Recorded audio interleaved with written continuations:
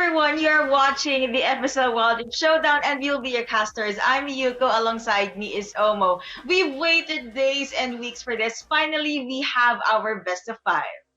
Exactly. It's been a long time coming. We had some pretty exciting games leading up to this, and I think we have an idea of what to expect from these two teams, and that's going to be some really exciting games. Exactly. And I will not be surprised if we're going to be seeing full on five games. But of course, before we hop into game number one, do not forget to share the live stream. Invite your friends. We're also live on YouTube, Twitch, as well as Facebook. I'm actually watching on Facebook. So, share that live stream. Yeah, I'm always on Twitch. That's my go-to. I love Twitch chat. So hopefully we get more Twitch chat going for this event as well. If you guys are in of course, in the stream, don't feel free to drop some comments. Which team are you supporting? Which players are you supporting? Let us know who you are cheering for. Of course, I do believe we are gonna have Team MaiLinh here. This team was undefeated in the group stages, in the qualifiers for this event. They won every single game, so I feel like they're gonna be heavy favorites coming into this one. Exactly. And I actually want to touch back on how they draft. I mean, it's very well thought and their execution is all wait. I'd say it's perfect because they Yeah. never lost a game. I will dare say that their run is perfect and we can see that they deserve to be in the grand finals. Then again, they have a very, very strong competition that I guess can have a lot of supporters as well. Yeah, they do have some really strong competition, and I don't exactly know the team name because the team names are playing off of one player's name, but I do remember the team that they're playing up against is going to be the team that has Kiro in it as well, a jungler that has led her team very successfully in the group stage games. A lot of the Jarvan coming in, a lot of high tempo team fighting coming in from this team as well, which I'm quite excited to see how it'll play out. I actually want to see if I mean Olaf got banned a handful of times all throughout Yeah. the best of ones. So maybe you're gonna be seeing more of that. But one pick I would love to see is a J4. He's tanky, he can initiate. If he gets that snowball in the early game, he's a huge headache up until the late game. The Cataclysm can lock down the marksman ADC or even the important champions. So maybe we could be seeing those picks later. Yeah, exactly. And I managed to figure it out. It's going to be Team KLX Ghost, I believe. We will be heading to picks and bans. So let's see if I'm correct with this one. I believe in Omo. He Yes. is right. I managed to read the Google Sheet. Right. So I said I wanted to see J4, but okay, I guess MaiLinh doesn't Yeah. want to see Yeah. that. RIP Yuka predictions. But there will be a Ziggs ban towards the side of KLX Ghost. They do not want a bomber. They do not Yeah. want a champion that can speed up the tempo of a game. Yeah, Ziggs is just too broken right now. We talk about this all the time. This champion does it all. Get rid of it. I think that's a very good call. On the side of MaiLinh, I think it's kind of in line with your predictions actually, because we expected to see a J4, but so did Mhm. MaiLinh, so that's why she banned it away. So I say that's a +1 to Yuko predictions. Oh, thank you. Another fan for their side will be an Ari. I believe this is I remember a very good mid laner in a different team. Apparently, it's not KLX Ghost, but I guess the logic behind this is the charm, especially with a pick-off composition, will be a huge problem. So maybe Mylin wants to play that full-on 5v5 comp. Yeah, let's see what the last ban is gonna be from MaiLinh's side here. I do like what we're seeing come out in draft. Okay, so trash. So this kind of lines up, right? They're banning away the pick, they're banning away the catch, and they're banning away picks which KLX Ghost's team are comfortable with. They're banning away their pocket picks, whereas KLX Ghost and their side, they're banning away just what's broken in the meta right now. Varus, Ziggs, just ban it all away. I'm actually looking at what their possible last ban is. I mean, when it comes to broken champions, I'd have to say it's the new ones, but of course we won't be Yeah. seeing that in the tournament. So alright, they went with Zed, high tempo mid laners, and one powerful long range marksman or ADC. You're out of the pool. I have to say this though, Rakan for Gia is available, so maybe Yeah. that's a champion that KLX will pick up later. Definitely, and Claria is also very good on that Rakan as we saw the other day, so both of these supports likely want to be snatching that one. And this is what you talked about, Yuko. The Olaf has been banned a lot, but the one time it's not banned. Auto pick. I guess it's opposite day today. On top of that, we have a hover and most likely a lock in for this Fiora. We've seen this multiple times how powerful the champion is, but I guess they're switching over to Saya Rakan. I'd go with Saya Galio if it's Okay. possible because Galio can just lock in and Ooh. taunt everyone. But no, they also picked up Camille. Okay, so that's a very classic combo when you're split pushing with the Camille Galio combo. When you're level 5 with the Camille Galio combo, anyone that you Hextech ultimatum should die because the Galio is going to be coming in on top of that as well. So I think it's pretty interesting right now. We do see KLX Ghost's team go for what they're used to. They love to go for the big team fights, the big wombos. But MaiLin's team, they're going for the individual outplay. Fiora, Olaf, this is going to be an exciting clash of styles. Exactly. I was about to say I'm gonna predict MaiLinh will pick up Twisted Fate Yeah. just because I saw the the Olaf chat Yeah. TF, but no, thank goodness you were still talking. That saved me from embarrassment. It will be a Flora and a Racon. The pick rate for the Lovebirds is really high in this showdown, so maybe we're gonna be seeing another Saya and Racon. Unless Ghost wants to pick something up. No, they want to go with Lux. Light Binding, Lockdown, and the Global Ultimate fits really well for this 5v5 lineup they want to make. Yeah, exactly. And like Lenore said right there, no bans. We're not gonna have 4-5 bans here today, so it's just gonna be these 3 bans, and we'll see what champions are gonna be picked up next. The Lux is definitely an interesting one though. Like it does fit, like you said, where you have the ultimate to stack up on top of the Camille out. But I'm quite curious now about how the roles are gonna play out. Do you think it's gonna be a Galio mid and a Lux support, maybe? Hmm.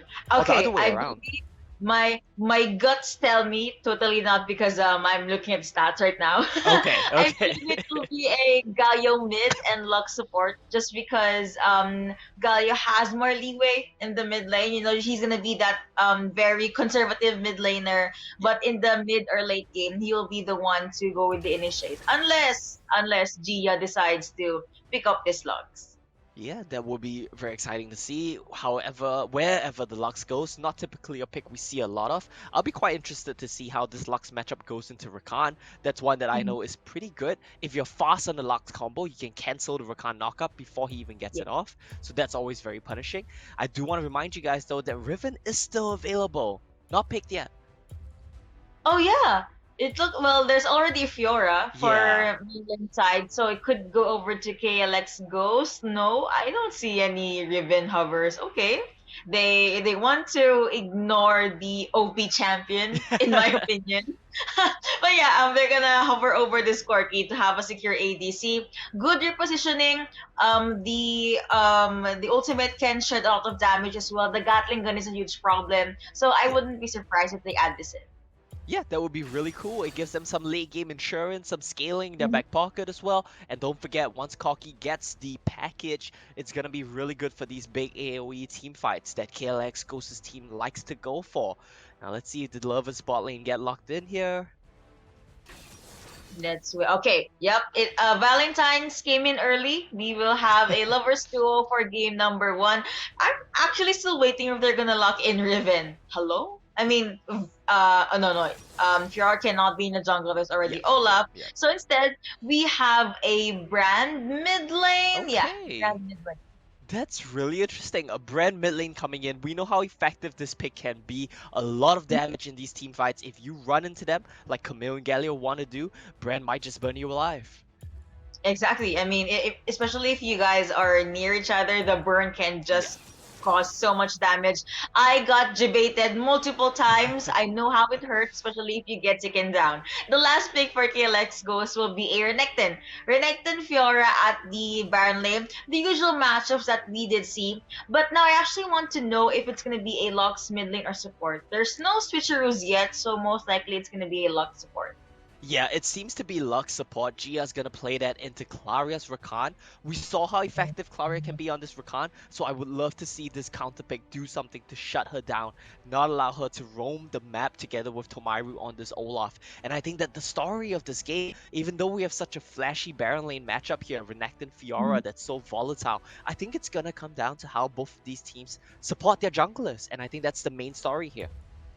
Exactly. Let's see which player will be able to hold out and support their junglers. Well, a few more seconds before game 1 starts. So, who do you think, up to the viewers out there, who do you think will win this game number 1?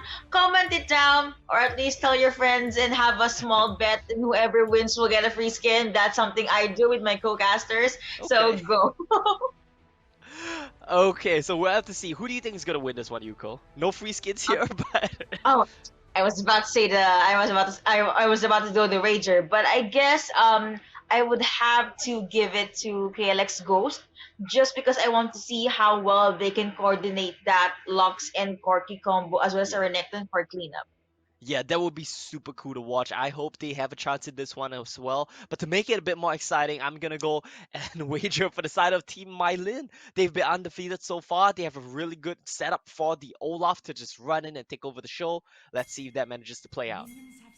All right, now we are jumping into the game. Of course, we have the laning phase. No fights just yet, unless I mean, Unless. Galio spotted his opponent there. That will be a jump in for the Oh side no. of Recon. Light Binding does connect onto Saya. Saya took so much damage. Exhaust has been used, but it looks like Corky decides to push in. Did not get the first, but at the very least, who was able to push the ADC back.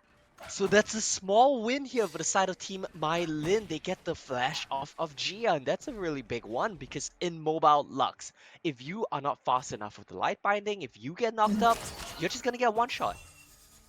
On top of that, she also used her exhaust, so no Yeah. summoner spells for the early game at all from this Lux. Looking at the Baron lane side, looks like that will be a dash. It, of course, in this matchup, in the early game, Fiora does have a bit of a leeway just because she can constantly poke and wither down Renekton's life. Yeah, we always think about Renekton as such a strong laner. We always think of Renekton as a lane bully. But when you think about it, Renekton is really weak at level 1. He needs a couple of levels to get really strong. And I think that's gonna be a while, right? If he starts getting poked up by this Fiora, it could mean a harder laning phase for him. Tacticals keep connecting onto Bran, but he'll be a-okay given that he's just keeping his distance. He does not want to 2v1 in the early game, does not want to use the summoner spells at all, unless the stun is going to connect. That will force Galio to dash away into safety, and I guess that's a small win for Bran. Small win for Bran, and Bran loves playing against these close range shot hands champions where they have to walk up to you, where they have to walk up to clear the wave. Bran would love to just throw spells at you. That's exactly what happened right there. Bot lane still trading back and forth, but Kiro is very nearby here on the trunk.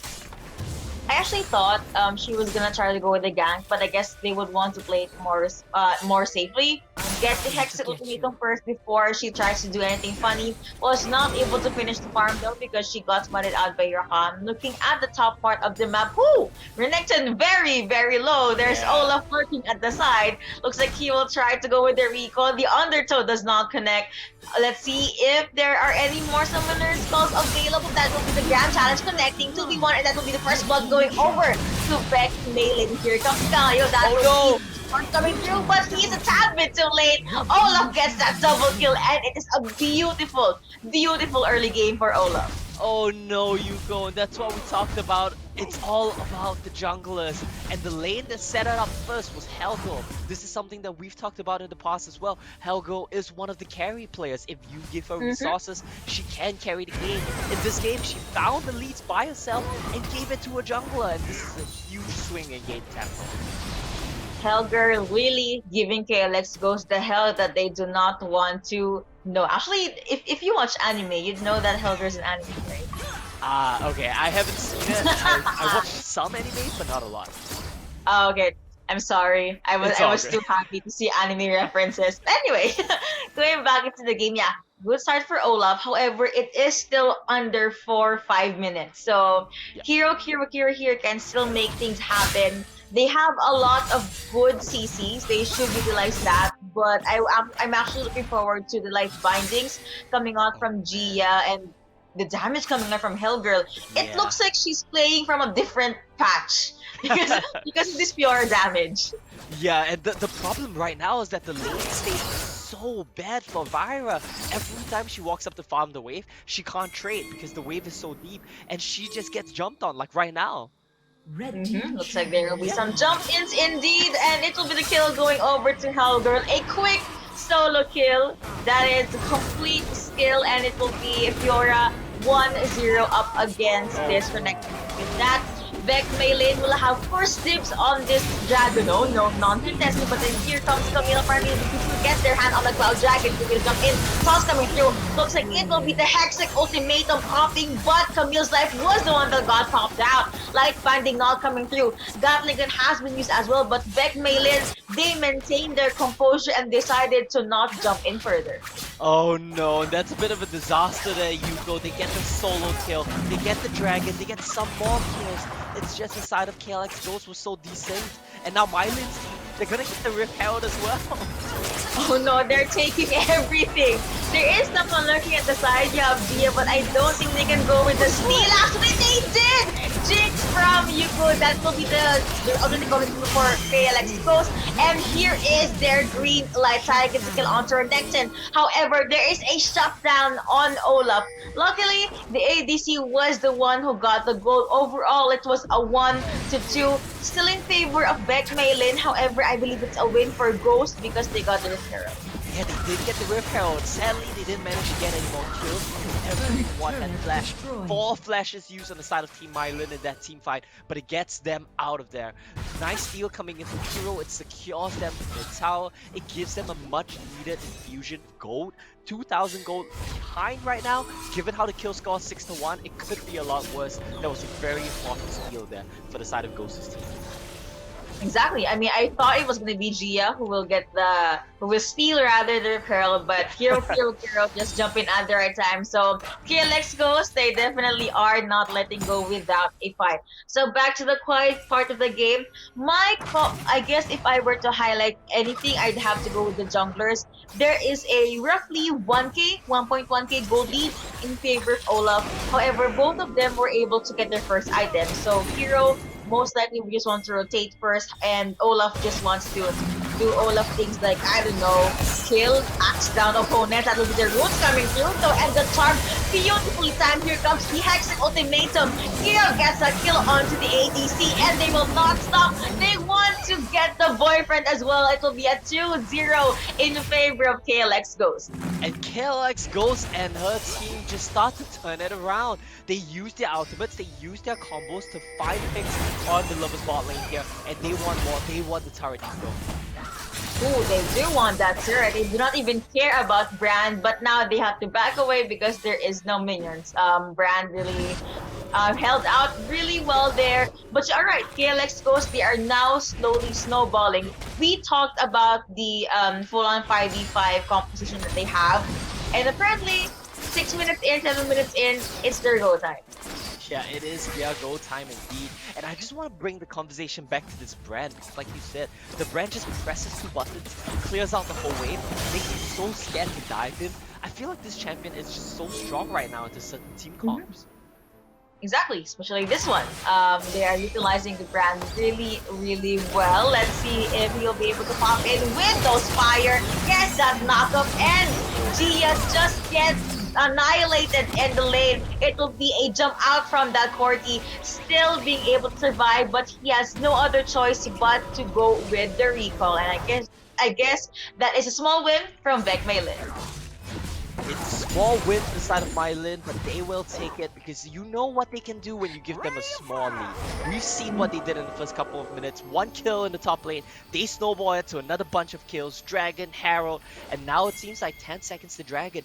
Everyone is coming down to the mid lane. We're gonna see a big team fight here, Yuko. Yep, they want that spell vamp, they want those kills as well.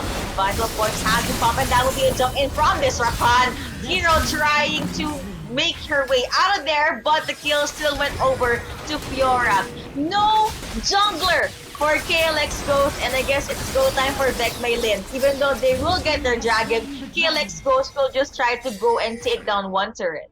Yeah, very good call here from the side of KLX Ghost. They made a mistake in getting caught out before they could contest the dragon, but they will take what they can get. They try to trade turrets here, but MaiLinh's team, they are not letting up the pressure. They want to go for 2 turrets.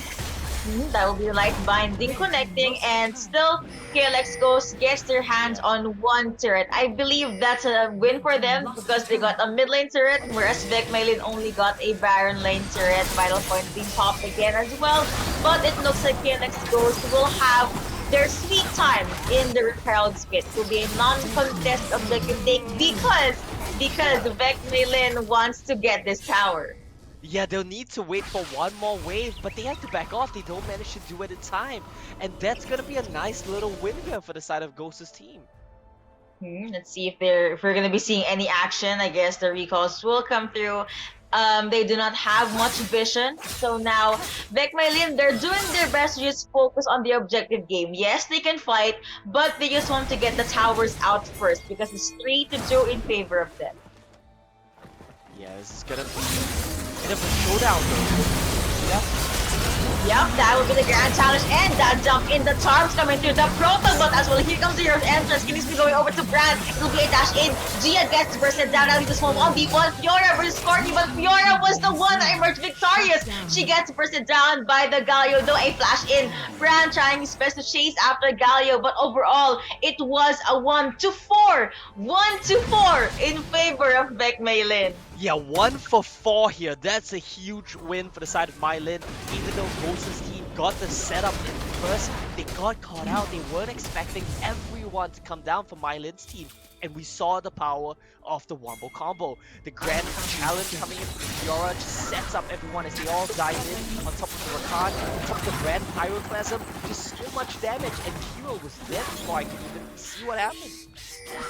And I guess that's the best place possible for VEC MaiLinh to start RD3 engaging the fight because it's small space, you know? So the ultimates are just at the right place at the right time. But let's see if KLX Ghost will be right place at the right time this time around. But looks like it will be the lovers duo jumping away. No fried chicken for dinner. Sadly, they want to survive this one. Brand alone at the bottom lane. Hero will pop tactical sweep, but no actual commitment. I feel like they could have killed the Brand there. They had the Hextech ultimatum, but I think their concern was that it would just take too long. And if they do that, they're gonna lose their entire base. Lux ultimate to clear waves, but it's a little too late. Now Wong Bay is gonna get dived on. Grand challenge starting as well. Here comes the quickness, and it will be a 1v3. The rock just gets melted down by the 3 champions from VEC MaiLinh. No outer turrets for the Baron lane side for KLX Ghost, but at the very least, VEC MaiLinh, they want to get more. It will be a jump in from Hero. No actual jump ins just yet. There is a Hextech ultimatum though, but I guess they're saving that for later. Yeah, they want to use the combo. That's the problem right now. They combo the Hextech ultimatum with the grand entrance from the Galio. But the problem is it's so desynced. It's either Hero getting caught or Frongbei getting caught, and they can't make the combo happen. But still, it's not over just yet. They just need one big combo. Maybe they can make something happen. And then, I mean, we saw their combos work earlier. We just need 2 or 3 more goats. A couple more, yeah. Hextech ultimatum as well as the hero's entrance, and you have a global ultimate from Gia. Although I've noticed they usually use that for vision, they're doing their best to come back from this nice space check from Ghost. So no surprise fight, no death brush there, and it looks like VEC MaiLinh. Yep, we'll go through the dragon. There's small dragon dash. Light binding will connect onto one, but the final spark is at the wrong side. Hextech ultimate connecting. Here comes the Valkyrie. Here comes the jumping as well from this Galio. Will see the red team being able to get the map and dig, but the fight is just too much. Thunderstorm being used by the ADC. Roots not coming through, and they are just on the chase. Here comes Brand in the middle of everything. Blue team being able to get the kill onto Renekton. GS light binding does come through, but it looks like VEC MaiLinh, they want the kill, they want the Lux. Rakan does jump in, he gets rooted, but it's not going to be enough. Overall, it was a 3-0 in favor of VEC MaiLinh. And that's not all, Yuko. They want the Baron as well. They've got their eyes set on that. But Hero's still alive. Hero wants to do something about it. What was that repost? Again, the damage from Fiora. Hellgirl really doing well with this champion. Hookshot away, but gets meted by the Olaf, and now he is unstoppable. With that space crazy for VEC MaiLinh, they get first dibs on the Baron. Yeah, that was such a heartbreak of a team fight from Rose's team. They had the combo they wanted, they had the combo they could ask for. Ooh, Olaf does get bursted down. A shot down going over to TL. Let's see who gets Baron. Oh, blue team still gets the Yeah. Baron. And on top of that, the Vex MaiLinh was able to get away. There is a kill though. Two for two. Yep. Shot down on Brand. The goal went over to Renekton. 14 minutes in, I have to say, Vex MaiLinh, they got most of their win conditions in check. But Oh yeah. KLX Ghost, they can just come back anytime.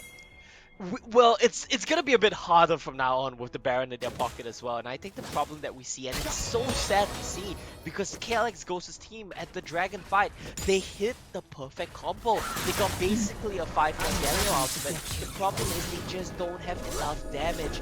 Hockey doesn't have enough items, and outside of Hockey, their team comp just lacks damage. Whereas on the side of MaiLinh's team, you saw what happens once the Brand gets the Pyroclasm off.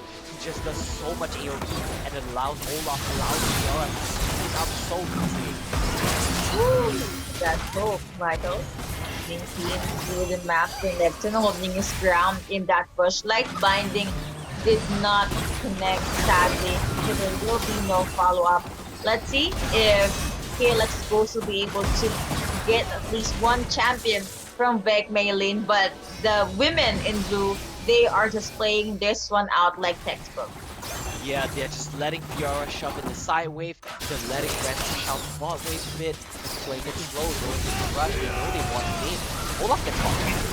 Yeah, there's ultimatum as well as final spark. Here comes the quickness, but apparently Rakan will not be able to get to catch anyone in that first part. Now Kingsley going over to Hellgirl. Grand challenge has been popped, and it looks like they are in it for the cleanup. Corky gets taken down. Renekton in dominance mode decides to run away. No hook shot for you, Camille, because she gets taken by the feathers of Desaya, and it was a 3-2 in favor of Vex MaiLinh. Jumping in, gets stunned, and it will be another kill going over to Rakan. The barrel lane is on KLX Ghost, has been melted down. Vex MaiLinh, they are taking tower after tower, minion after minion. Gia the only one left there, and it looks like Vex MaiLinh wants to get their hands on this Nexus, and they bag most likely game number 1. And that's a very dominant performance, that's a very convincing performance from MaiLinh's team. It's what we expected. They came into this undefeated. We said, could the AoE team fight comp of Ghost's team do something here? And they tried, Yuko. They really did, but ultimately just not enough at the end of the day. I think that's just a very convincing game 1 performance. Everyone playing so well on the side of MaiLinh's team. Exactly. If they were looking for a gamer, looking for a draft that will assert their dominance, this is it. Yeah. That was, even though there were 6 kills that went over to KLX Ghost, I have to say it was textbook, it was clean, and if you can notice, no one can actually reach MaiLinh herself. Yeah. Desaya. I mean, you have jump ins from Rakan, you have the Ragnarok, you have the Undertow, you have the literally Brand, not just the skill set, Brand himself, and you have Hellgirl that was able to snowball in her lane. But yeah, it was a very good fight, very good micros and macros. For KLX Ghost though, I guess it's not the job, it's not the execution as well, but because it was just Olaf being able to get the snowball, and that's it. Yeah. It translated to them just going crazy in that game Yeah. number 1. And I think what was really insane there is that we didn't even see MaiLinh the whole game, like you said, right? We didn't notice much about her because everyone was so flashy, but she still did the highest damage in the game. Her and Bran, they just did so much work from the backlines, while Helgo, Claria, and Olaf as well, Tamaru, were just diving in. They just stood at the back doing out damage, dishing out damage. Really great performance, I think, from everyone on their side. What do you think should KLX do for KLX? Yeah, KLX man. goes to do for That's a game number. hard question to answer there, Yuko. I think the big thing for me right now is I just want to see them draft a bit more damage in their comp. Their game, sometimes they landed a combo, but there just wasn't enough damage. Like, Koki needs too many items, Galio doesn't do damage without items as well, and they just kind of couldn't really find their footing in that game. So maybe I want to see a jungler that goes a bit faster. I think that suits Kiro a lot better. I know Jarvan was banned, so maybe something like a Nunu. Try to out-tempo the game and then draft more damage in your lanes. Oh, bad Fiora. Okay, I was about to ask you, do you Yeah, think they ban should it. ban Fiora? But Oma was one step ahead of me. But yeah, I agree. Ban Fiora, ban Hell Girl if possible. So that has been game number one. We're gonna hop into a very, very short break, and when we come back, it's gonna be game number two. I'm Miss Omo. This is the FSL Wild Rift Showdown, the best of five, and VEC MaiLinh is up on one game. Omo, talk to us about this. We need to ban Fiora. I said they should ban Hellgirl, and then Yeah. maybe we're gonna be seeing full five games. It sounds like there's a lot that we need to do here, but that's honestly the case because MaiLin's team, they were just so dominant in game one. I thought they had an excellent showing. Every member of the team doing their job. Leading the charge, of course, was Helga and Tumaru and Claria on these aggressive picks, which suit them so well. And I think another thing we need to consider, added on top of the list, is like you mentioned as well, that Rakan pick. We need to see it contested a bit more because it just seems so effective here. Looking back into the Rakan games from Gia and her Thresh, actually, she's one that Yeah. would set the tempo. Now, Lux is a good champion, but I guess it's just not that good of a fit in the previous lineup. Galio could have been a better support, I guess, but I'm not sure about the Lux mid lane. But speaking of picks and the draft, we're gonna hop into the second pick and ban phase of our best of five. Yeah, let's see what adaptations they actually do make. And they are gonna start right off with banning away Fiora. They don't want to give that one up. They don't want to let Helgo take over the game again. But we gotta keep in mind, Yuko, Riven is still available. That could actually go over to the hands of Hellgirl unless she wants a Camille. I mean, I've only ever seen most of the time Hellgirl picks champions that excel in duels or Yeah. 1v1. So it's not impossible to actually see her on this Camille. Rakan finally got banned by KLX Go, so sadly no boyfriend in game number two. Riven is open, Thresh is open, and Vec Maylin just bans out the Thresh.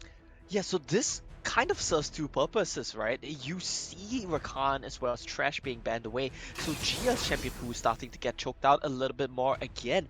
Can she find a support which allows her to set the tempo in tandem with Kiro here, maybe on the Camille again? Huh. It's a flex pick, so could go over to the jungle. Yeah. However, Beck Maylin, they just secure this Renekton. I mean, again, a champion that excels in duels or 1v1s, and they could pick up the J4. Finally, Okay. he's no longer banned, and he is here to stay. Yeah, and Jarvan was banned last game by MaiLin's team. This time around, they're picking it up themselves. They don't want to risk giving it over to Kiro. But that raises a question, why didn't you first pick it on the blue team, considering that that was your most successful champion? We'll have to see if they have a good answer for it. It seems like it's going to be a Camille jungle, and they want this age-old classic Darius Renekton Baron lane matchup. Yep, a matchup we've seen ever since the Yeah. world began, ever since East came into play. And yeah, the new champion for KLX goes, it will be the Oriana. Shockwave and the Hextech Ultimate, or Yeah. maybe a Shockwave plus the Apprehend. So they're still going with the combos. It's good. Yeah, good combos. This is what fits their team comp. Unfortunately, I think there's a bit of anti-synergy here they need to be careful about when they're playing Oriana Camille. When you go for the Hextech Ultimatum, you push people away. So that might backfire if you're trying to use Shockwave on top of that. Bren, if this goes mid lane again, I like the matchup that Oriana has into it. You have longer range, so you can zone the Bren with your ball. Better matchup than the Galio for sure. But I'm just really afraid right now, Yuko, of this Jarvan Bren combo. What if I'm throwing out a suggestion here? What if that will be a brand support this time Maybe. around? It could be. It really be. could be. We'll have to see. It's still a flex.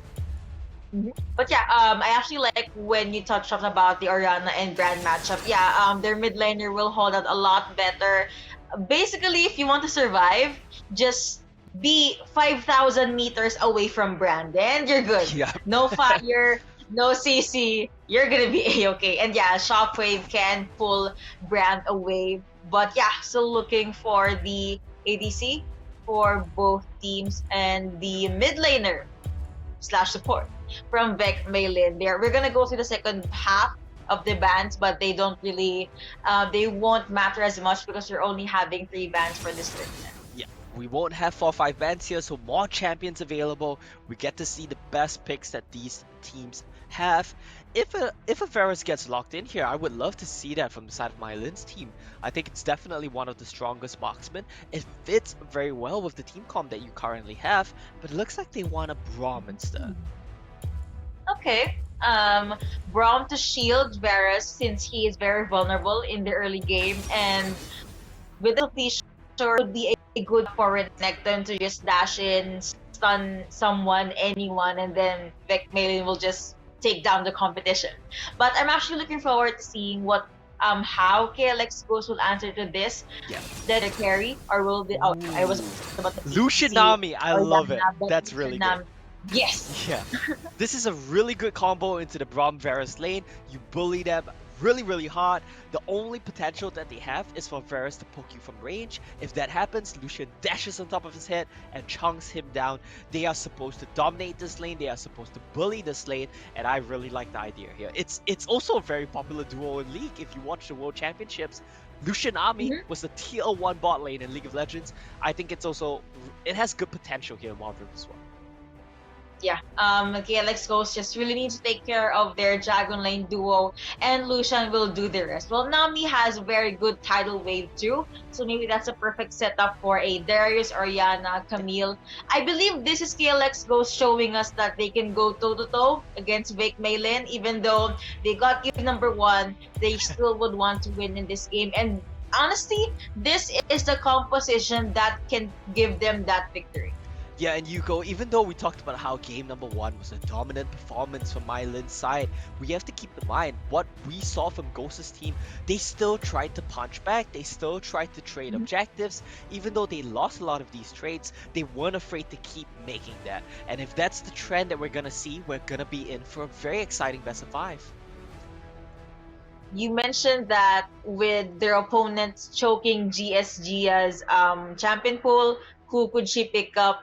Here's the Nami. Sustain slash initiator, and I think that's very good alongside Lucian. But of course, let's see if they still have that very good synergy that can take down the synergy of the Braum and Varus. So yeah, game number 1, it was the jugglers matchup. For me, in this game number 2, it will be the Dragon Laners matchup. Oh yeah, I completely agree. Especially since this time around we have no carry Baron laners. It's gonna be a more stable matchup. And I do like the pivot that we see in Giraffe from Ghost's team as well, right? They say we have the Darius to withstand the pressure. They have a lot of counters to Darius in the form of the Bran, in the form of the Jarvan, the Braum who can just zone him, slow him.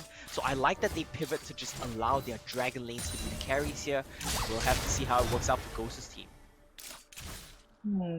Normal laning phase, no action, but there will be a small sneaky from the side of VEC MaiLinh. Winter's Bite did not connect sadly, and here comes the small sustain coming out from Gia. Folks from Varus, no actual commitments, it's just the usual in the early game. Nice, that's exactly what we want to see. I love the trading coming in from Ghost and Gia. You need to be aggressive, you need to bully them, assert your dominance here in the bottom lane. As Honeyfruit, it's already popping, not even a minute in.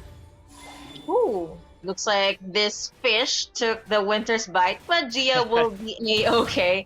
For the Baron matchup though, it's just, I don't think I expected it to be a passive lane, but it looks like Hellgirl has different plans. She will still try to go through with that connecting. First the arrow being used, as well as the Winter's Bite yet again. It did not connect, but at the very least, they are keeping the combo from KLX Ghost and Gia. Wow, the aggression from these two ladies in game number 2. Yeah, and I love it because it also sets up your jungler for success as we see Kiro starting off the first crab here. Pick that one up. Ooh, nice! Good dash in from Ghost, forces the flash onto the opponents. J4 will be able to get out of there. Did not use Flag and Jag just yet. There are no ultimates, so looks like it will just be them with the chase. And speaking of chase, Hellgirl is the one that's chasing these Darius for the early game. This is really nice. They want it all. They get it all. They only have to sacrifice a bit of lane pressure to Ghost here as he's rotating away. Look at this though. Apprehend coming through, and here comes the flash. That is a beautiful ebb flow coming out from Gia. It will be the bubble connecting onto one. Blue team gets that first blood. Good jump in, good follow up from KLX Ghost. Great start from Ghost's team here. It seemed like there was a bit of desync on MaiLin's side. They didn't know if they wanted to go in or not. Hellgirl stayed a bit too long, gets taken down, and this Nami played by Gia from bottom lane to top lane. She has roamed the map 2 minutes in and is making things happen like we want to see. Started from the bottom, now they're up top, literally, because the rotation is so good. Oh, nice combo there. Flash aggressive. That'll be flash in. It will be the Braum trying to protect the ADC, but both of them are very, very low. So in the few seconds that they're gone, the Ghost alongside Gia could actually get a few damage into the turret, or at least they can push the waves in. Yeah, that was a really nice use of the combo. Ghost dashes exactly when Gia could get range to buff him. That was just really good stuff. Watch Gex. Yep. So more fights. Here comes the flag and drag alongside the Cataclysm. Here comes the also coming out from Reckon as well to be jump in. And Darius gets that kill. Here comes the engage of VEC. MaiLinh still trying to punch back. But it looks like they will have to raise the white flag because their jungler got taken down. And there was a bit of an unfortunate situation, a bit of a misplay from the side of MaiLin's team. You saw Tomaru use the Java Cataclysm. Unfortunately, that also slowed down Hellgirl. No dash available. Oof, the culling. Good angle, good damage. It was enough for MaiLinh to just go back 6 feet underground. But Fira, with the slither of her health, still managed to stay alive. That will be the orb. Command Protect coming on to Gia as the women in blue will get first dibs and eventually get their Infernal Drake. They pick up the Infernal Drake. MaiLin's team, they're trying to trade the Herald, but they're a bit too slow here, Hugo. They might just get found out. Here comes Orianna, or being thrown out. It will be a disengage, I believe, for VEC MaiLinh. They get their hands on their Herald and they rotate over to the Baron to possibly get one turret. They want to get this? Okay, not right now. I think they've got a bit of gold in their pockets. They want that. They want to buy some items. And then they're going to come right back around. I like the response. And this is exactly what you want to see from Ghost Team. When Kiro and Jira start walking around together, that's when they are the strongest. And we need to see this duo make things happen together. See if they can make more things happen, because so far things are in their favor. So basically, early game is very crucial for these two teams. Small invades here and there. Red team summoning the Herald down onto the Dragon lane. Not sure if Lucian can defend this, but she will try. Orianna making her way down as well, but looks like the turret is done for. Just one turret here as they go for a gank with Hellgirl. Hex ultimate being pop right there. Here comes the flash in, but Hellgirl was able to maintain her life. It was okay. She's still breathing, and Renekton onto the recall. Yuko, you know, we've seen a lot of flashy carry performances coming in from Hellgirl, but that was the one that impressed me the most. She held her spells long enough. She knew that she could survive. She stood there with her Dominus on. She stood there with Barrier on. She waited until ultimatum ran out to slice and dice away. I just love the presence of mind, the patience, and how calmly she played that. Amazing stuff from Hellgirl. Exactly, and let's see if she can just snowball further, because it looks like Darius and Camille is here to stay in her lane. Another 2v1, but down at the Dragon lane, Brand gets annihilated with another beautiful culling coming out from Bruce. Here comes Flag and Jag, and as with the gathering split on the Gia, she does get her kill. Small knockup here and there. Here comes the gun coming out from Ghost.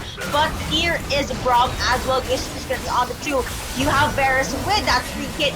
It has 2 different fights, but overall it will be 2 kills going over from VEC MaiLinh.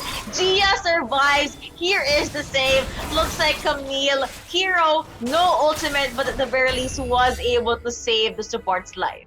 And these fights are just so close, Yuko. It comes down to the wire, both of them flashing away, and Gia will stay alive, but that is Ghost dropping down. 2-1 right now. The first death is very well, playing very aggressively. She might need to, you know, pull it back a notch here. Chill for a bit, I guess. Yeah. Really. Overall, I guess for the macro game, Small lead to VEC MaiLinh solely because they got one turret. Whereas KLX Ghost, yes, they are winning those fights, but they still were not able to translate those into turrets. So maybe they're ramping up on more damage, waiting for another objective to be up before they actually take the turrets down. Yeah, look at this. Ghost and Gia, they're wasting no time. They want to pummel the turret, but MaiLinh's team, they're just trying their best. And I like that they recognize you cannot leave anyone alone against this Lucian army. They will just run you down. So they're bringing the Braum down to keep them safe as well. Myru's here, looks like they want to go. Oh, that's Here huge. they go again. The beautiful tidal wave coming on from Gia. You have the Cataclysm as well. Gets that locked on onto two. Oriana with the save. But Braum was still able to shield her opponents.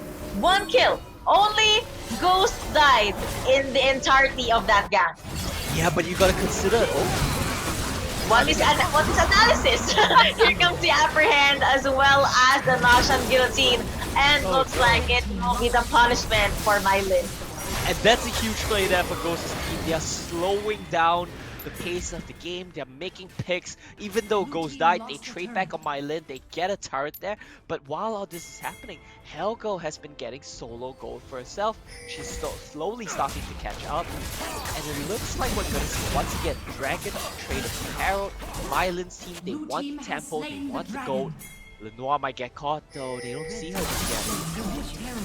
Oh, there with the hook shot as well. That because he forces the flash out of Grand. So no flash for the next 2 minutes and no buff for their jungler.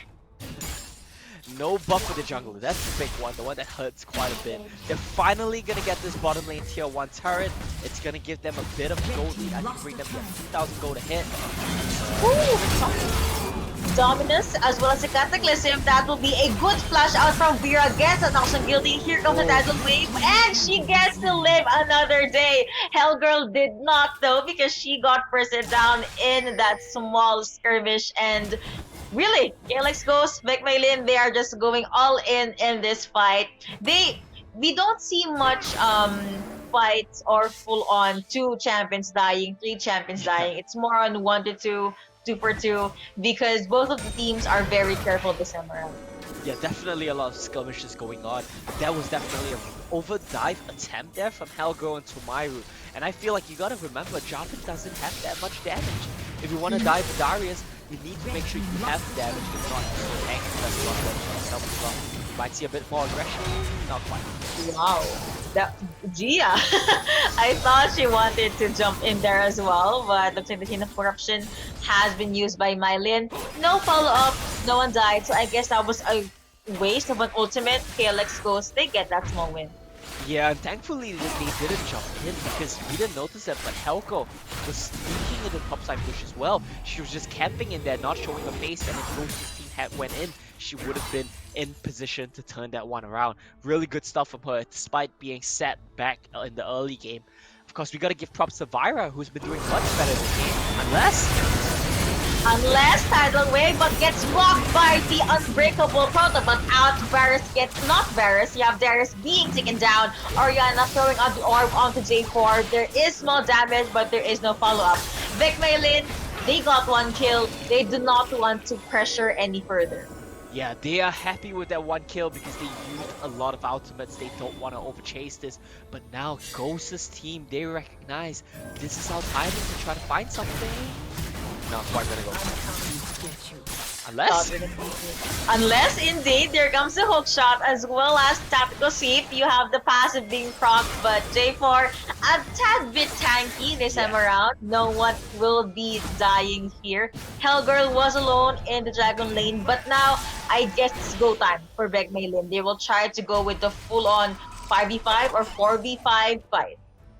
Yeah, and let's take track of how the game is playing out right now. This Oriana is scaling the whole. Oh, let's go! Beautiful Hexing ultimatum gets a locked onto one. Varus is the first one to fall down, and here comes the tidal wave yet again. Tactical sweep jump out, hook shot out, but that will be Gia taking so much damage. But instead, VEC, MaiLinh are the ones that has very, very low lives. Here's the engage for KLX. They are still on the chase. Winter's Bite connecting onto no one. There is a fresh wave of minions making their way down into the mid lane. And goodness me, Oriana's orb hurts a lot. And it looks like the last out turn for the mid lane will be saying goodbye. That's gonna be mid lane tier 2, and it looks like Ghost's team, they might have just found the fight that they needed. Huge combo lands there with the shockwave. Really good stuff coming in from them. And that, though, a bit unfortunate because the Ghost was there. That could have been a clean sweep of the team fight. Now, I believe this is the power of banning Fiora. Just Yeah. kidding. It's all about getting that early game lead, and the Herald will get his head onto the outer turret for KLX Ghost's mid lane. VEC, MaiLinh, of course, they still trying to jump in with a few punches. Small death brush, but I don't think KLX Ghost will fall for that unless Winter's Bite will come through. Oh no, because that will be a knock up, and the Camille just saying goodbye. Winter's Bite and Captain is a big pop. Beautiful tidal wave coming out from Gia, but there is no follow-up. VEC, MaiLinh now very, very low. KLX onto the chase. They want to get more kills. Bubble not connecting, but overall, it's a 1-0 in favor of VEC, MaiLinh. These team fights are just so close right now, and really want to decide my lids just blink red health boss, but they will be able to get out of that. Now Ghost's team, despite losing their jungler, will still pick up the Mountain Dragon, and now they're playing for the Baron. That's blue team pinks. They want to stop pressuring that objective. Yep, they do get the mountain, so that means there's more shield, more sustain for the next possible rotation. And even though they're pinging onto the Baron, I believe it's a bit too risky because VEC, MaiLinh looks like they're sniffing around. They are on the hunt. They're definitely in the area, and I don't think we've seen Ghost's team reset yet. Yeah, there we go. So they are going for that right now. I do want to point out this Oriana has 3 items now used though. So anytime she gets a good shockwave off, that's going to be half the health boss of MaiLinh's team just taken away. Mid laner and the ADC for KLX Ghost is actually the richest players in the entire game in this game number 2, and that's a good thing for KLX Ghost because that's Oriana and Illusion, so damage galore definitely now available for them. Camille will try to get her hand on the Brand. That will be Hex Ultimatum.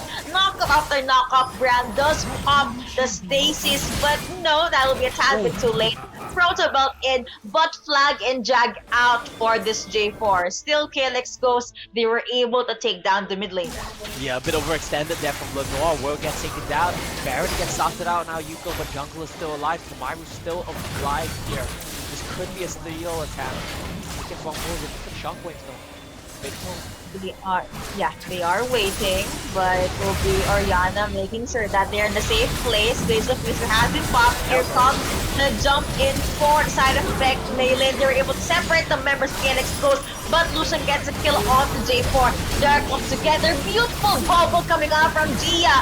Varus in the back line. But what happens in the back line if the front line gets melted down? Varus is now vulnerable and they get another kill. It's a 4-1 in favor of KLX Ghost, and they want to get the Baron. And they go for the Baron here. KLX Ghost's team, very convincing victory in yet another team fight. It seemed like Helgo might have found the angle, but this time around it's their team that lacked the damage. Brand wasn't there. And without that giant AoE magic damage, that means they won't be able to turn that team fight around. Now nearly 10,000 gold lead from KLX Ghost's team. They have 3 dragons in their pocket. They want to go for the, I think, the Elder Dragon as well before they try to end the game. And this looks to me like Ghost, they might just tie up the series here. They literally have everything that they want to close this game out. And at the same time, they're still respecting the fact that maybe VEC, MaiLinh can come back from this. So KLX Ghost, they're not overextending. They're not leaving anyone behind except Ghost, literally, because she's alone in the mid lane. But yeah, they're still very careful despite the lead that they have, but they are looking for their next possible prey. But VEC, MaiLinh, they also come together, so now both of them are on safe mode. Yeah, both of them are on safe mode, and I want to point out what is the win condition right now for MaiLin's team. I think it really comes down to Ghost's team making a mistake. The fate is probably not in their own hands anymore unless they make an amazing catch, because just look at this Orianna damage right now. They need to hope that someone on side over aggresses and they can turn it around with the Brand ultimate. This Ori though, I don't think she's gonna let that happen. Yep. Oh.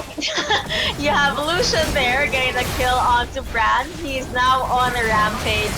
And remember, there was one orb that was able to make Bromsay out, flag and jack in. You have the bubble being connected as well. Seems to be going over to Orianna. Hex ultimate has been popped. Everyone becomes golden, but it seems like the damage coming out from KLX Ghost is still too much.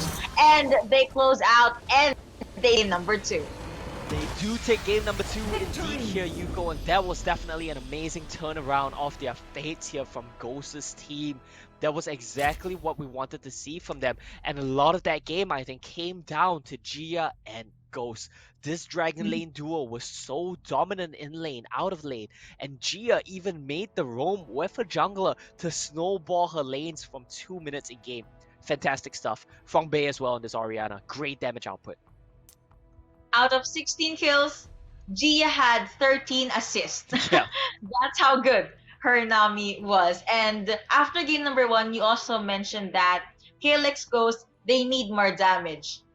That's the damage that we were looking for. Yeah, from exactly. Orianna, from Lucian. And yeah, they just really put a check onto all of their win conditions. Enough to, I guess, give VEC MaiLinh a hard time. And that was a beautiful way for KLX Ghost to get their revenge.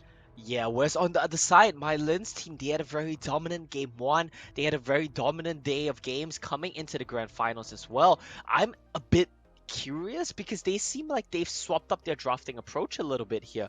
They didn't go for a true carry for Helgo. They went for something a bit more tanky, a bit more gank focused for Tomaru.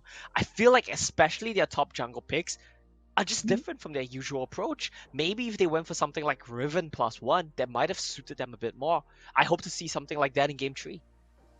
I actually did want to say that maybe it's time for Helger to use Riven and maybe a more aggressive jungler. Let's say Olaf, Lee Sin, Kha'Zix if they want to. But yeah, get those scary junglers and Baron lanes into their lineup and maybe they'll be able to pack a punch. But that has been, again, game number 2.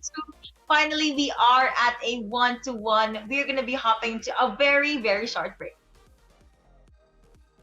Will MaiLinh be able to get their revenge, or will Ghost be able to snowball with their win? You'll be your casters for game number 3 in the FSL Wild Rift Showdown Grand Finals. I'm Yuko, alongside me is Omo. Of course, this is going to be a best of 5, so we have hopefully some more exciting games coming your way. I love the adaptations that we saw from the teams between Game 1 and Game 2 as we get ready to go into draft for Game 3. Let's see what these teams want to change up. Let's see if there are any big changes. We did say what we wanted to see MaiLin's team do differently, and I think a lot of that relies on picking more carries in the top and jungle. Let's see if they do that.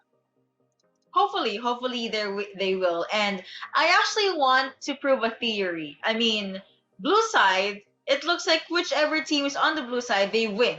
So is there a buff in the blue side this time around that we don't know, that wasn't there in the patch notes? But yeah, we'll see when we jump into the pick and ban phase. I do think there is a buff in the sense that you have to ban more things on the red side. So you have to ban things like Ziggs and whatnot, and that leaves more picks available. For blue side, more bans available. So maybe that's the idea here. Of course, to remind everyone at home, the way the format works is because MaiLin's team got first seed advantage. They get to pick side selection for game 1. They chose blue and they won. Team Ghost chose blue after they lost game 1 and they won game 2. So great point there, Yuko. Maybe blue side is the secret after all. And MaiLinh has chosen blue side again for game 3. Alright, so let's see if MaiLinh will be able to win this, or was it a stroke of good luck for games 1 and games number 2. So let's hop into the pick and ban phase. There could be ban for Ziggs yet again. Olaf was left open in game number 2, but he wasn't picked up. Yeah, let's see. Oh, Ziggs was not banned in game number 2, is that right? Oh yeah, he wasn't too. Yeah, actually, that's Why something got that. banned? Oh, okay. I actually didn't consider that. Okay, that's a good point there. Now, I do like what we're saying from MaiLin's team. They're going back to the same bans. They're gonna go back to what worked in game one. Let's see if that's the secret here. Fiora. I was saying Fiora because I want MaiLin to pick her up, but it Yeah. looks like Ghost. Nope, they're gonna ban out that champion. Yeah, they're gonna get rid of that one for sure, and that's a good call. That's a pick that did too much work for MaiLin's team, both in lane and out of lane. Now let's see which or what champion will MaiLin ban this time around. Camille could be banned out. Olaf if they want to. I mean, they already banned J4. Oriana if they want, just to wither down the possible choices. But no, it will be a Darius. No more Noxian Guillotine Yeah. from for game number 3. I like the Darius ban because even though the Darius wasn't a big carry for the side of Vieira, it allowed her to stabilize the lane. It allowed her to make it very even and make it so hard for Tomairu and Helgo to attack her lane. So that's a really great ban. They want to make it volatile in the Baron lane, and Camille is a great way to do it. Camille being locked in, most likely going over to Hellgirl. Um, let's see. Varus is open. Rakan is. Oh, Thresh is open. If ever Ghost KLX Ghost wants to pick that up. That is true. They might just pick it up for Gia right now, and we saw how dominant Gia could be on a pick like Nami. How bad is it gonna be if she's on trash? But of course, it's gonna be a Galio first. They want to deny the combo. Don't give over Galio Camille. They would want to just get some taunt in there. I mentioned Kha'Zix or Lee Sin. Before we hopped into the break, it looks like MaiLin was listening to me because I saw a hover on Lee Sin and Kha'Zix, and there is a hover on Lee Sin for KLX Ghost. I would love to see the Monk this time around.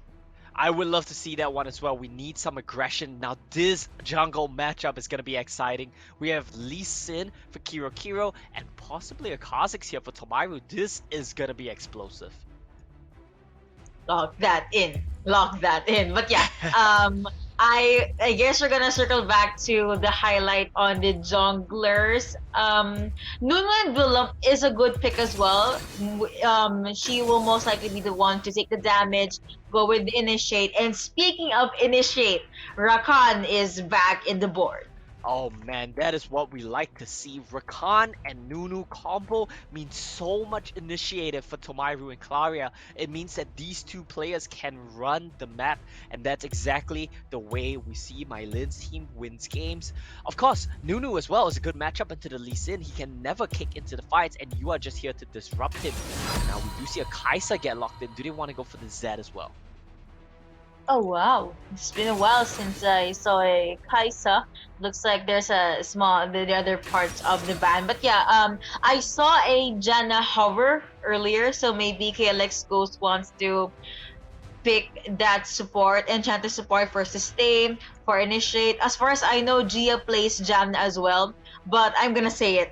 I would love to see a Thresh just because he isn't banned in this game.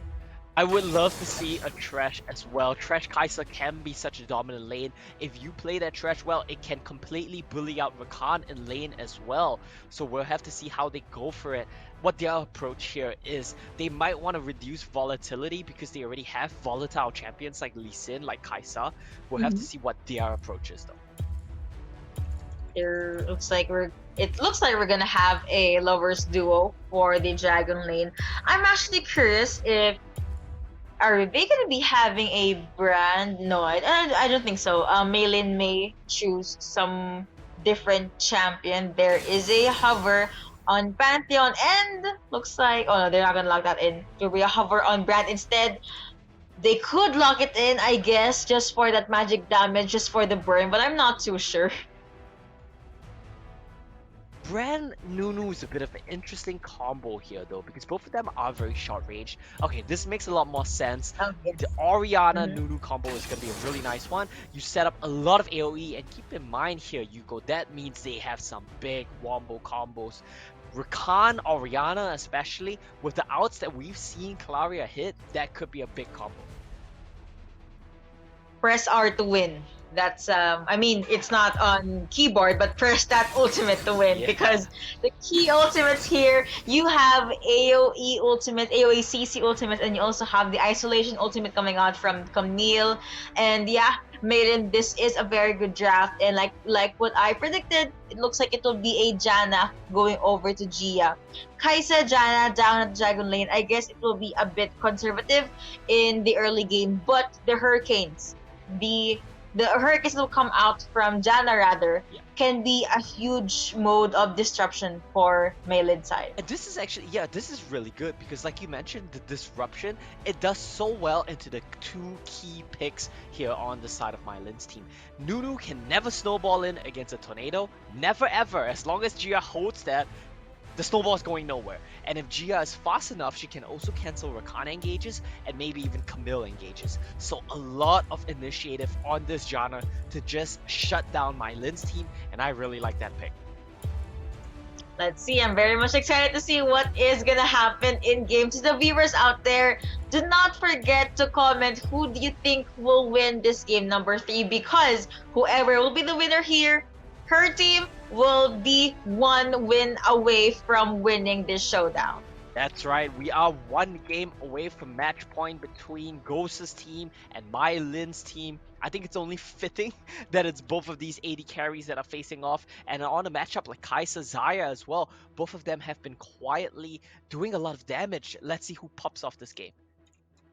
Hopefully. I guess when it comes to Snowball, I believe that Saya snowballs a bit faster, and she has more utility. She can root anyone. She has the Feather Storm to jump out of sticky situations. But when it comes to auto attacks and just the Q damage, I would have to give it to Kaisa. Yeah, definitely, but we'll have to see how it plays out as well, because I think a big part of this is gonna be the supports. Can Gia cancel Claria's engage? It comes back to what we said in game 1. If she can, it's gonna be good. If she can't, it's gonna be a bit dangerous here.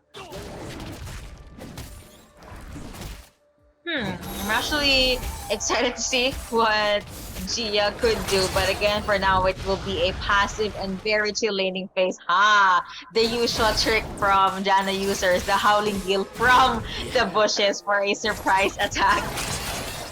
But that does mean that she's not available to cancel out the Rakan engage. Ooh, that's a nice one though. She gets both. Wow. Predicted by Gia. So yeah, small damage here and there was able to stop the lovers from advancing at the very least. Looking at the mid lane though, Oriana holding out really well against this Gaio. However, the Irakan side duo, they're trying their best with the pokes. I mean, they're strong for a reason, not just because of the power of love, because of the poke that they too can dish out. That is indeed the case. A lot of poke that they can dish out. Hero though looking to try to find a fight against Tomaru. Tomaru doesn't know that she's here yet. This is a bit of a dangerous situation for both sides, Yuko. So they're gonna go to jumping. Snowballs has been cast out. It'll be response gonna be onto one. Here comes this Gaio dashing in. Oriana in the background as well. Red team gets that first blood. This is Gets the a Lee Sin kill show. onto Camille, and it looks like it will be a kill going over to Nunu and Willem as well. Pantheon says goodbye. Another snowball combo. Another dash in from Gaio, and it looks like Lee Sin gets that Nunu and the Willem matchup. And look at that auto attack from Gia. I am the ADC now. Look at me, Ghost. Look at me. But yeah, Kaisa very low. At the very least, her support was able to avenge. Support is indeed able to avenge right there, and that is very good stuff from Hero. When they won in game 2, it's because they secured double scuttle. This time around, level 5 at 2 minutes, securing double scuttle. This could once again be Ghost's team running away with it. Thanks to Hero. That was an amazingly well-played skirmish. Stacked up the Conqueror, smites away the scuttle for help, and cleans up that fight. Fyra's gonna get ganked though. Here comes the huge snowball and that knockoff passive being procced by the Camille, and I'm calling it. Game number 3, we're gonna be seeing a lot of team fights. I mean, look at how aggressive they are just under 3 minutes. And here comes Sonic Wave from that Lee Sin. Gets the kick, but sadly there will be no follow-up. There will be that Lucy coming too. And here comes Nuna and Willop yet again. Another snowball being cast out, but that's gonna be a good sidestep from this no. Lee Sin. Pantheon on the back line, and Nunu and Bulump gets a kill onto Lee Sin instead. They go too aggressive onto Helgo there, but they weren't able to cancel out. They weren't able to deal with the hook shot, and Helgo just gets out of dodge. Nice combo. Yep, gets grounded, and Pantheon is now 6 feet underground. There is a huge wave at the barrel lane side as well, so it looks like Hellgirl will be able to get some damage into the turret. Unless Lee Sin pays her a visit, she did, and Hellgirl just hook shots away.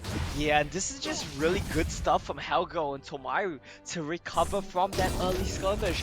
Very well played in these topside skirmishes. A lot of it thanks to Helgo. Outplaying the Lee Sin kick flash, outplaying the Pantheon stun. Really good stuff to get a gold lead here for MaiLinh's team. Just actually just 4 minutes in, right in time for the first 2 major objectives to be up.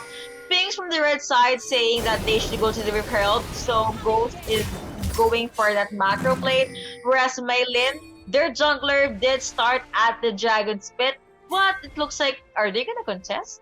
No, they're not. Okay, they're just waving the signal. Guys, follow me. I'm the leader. Let's go to the Dragon's Pit. Yeah, let's go to the Dragon's Pit right now, and it looks like the setup advantage is in favor of MaiLinh's. This Pantheon matchup is not looking good because the armor shield from Camille just completely cancels everything out.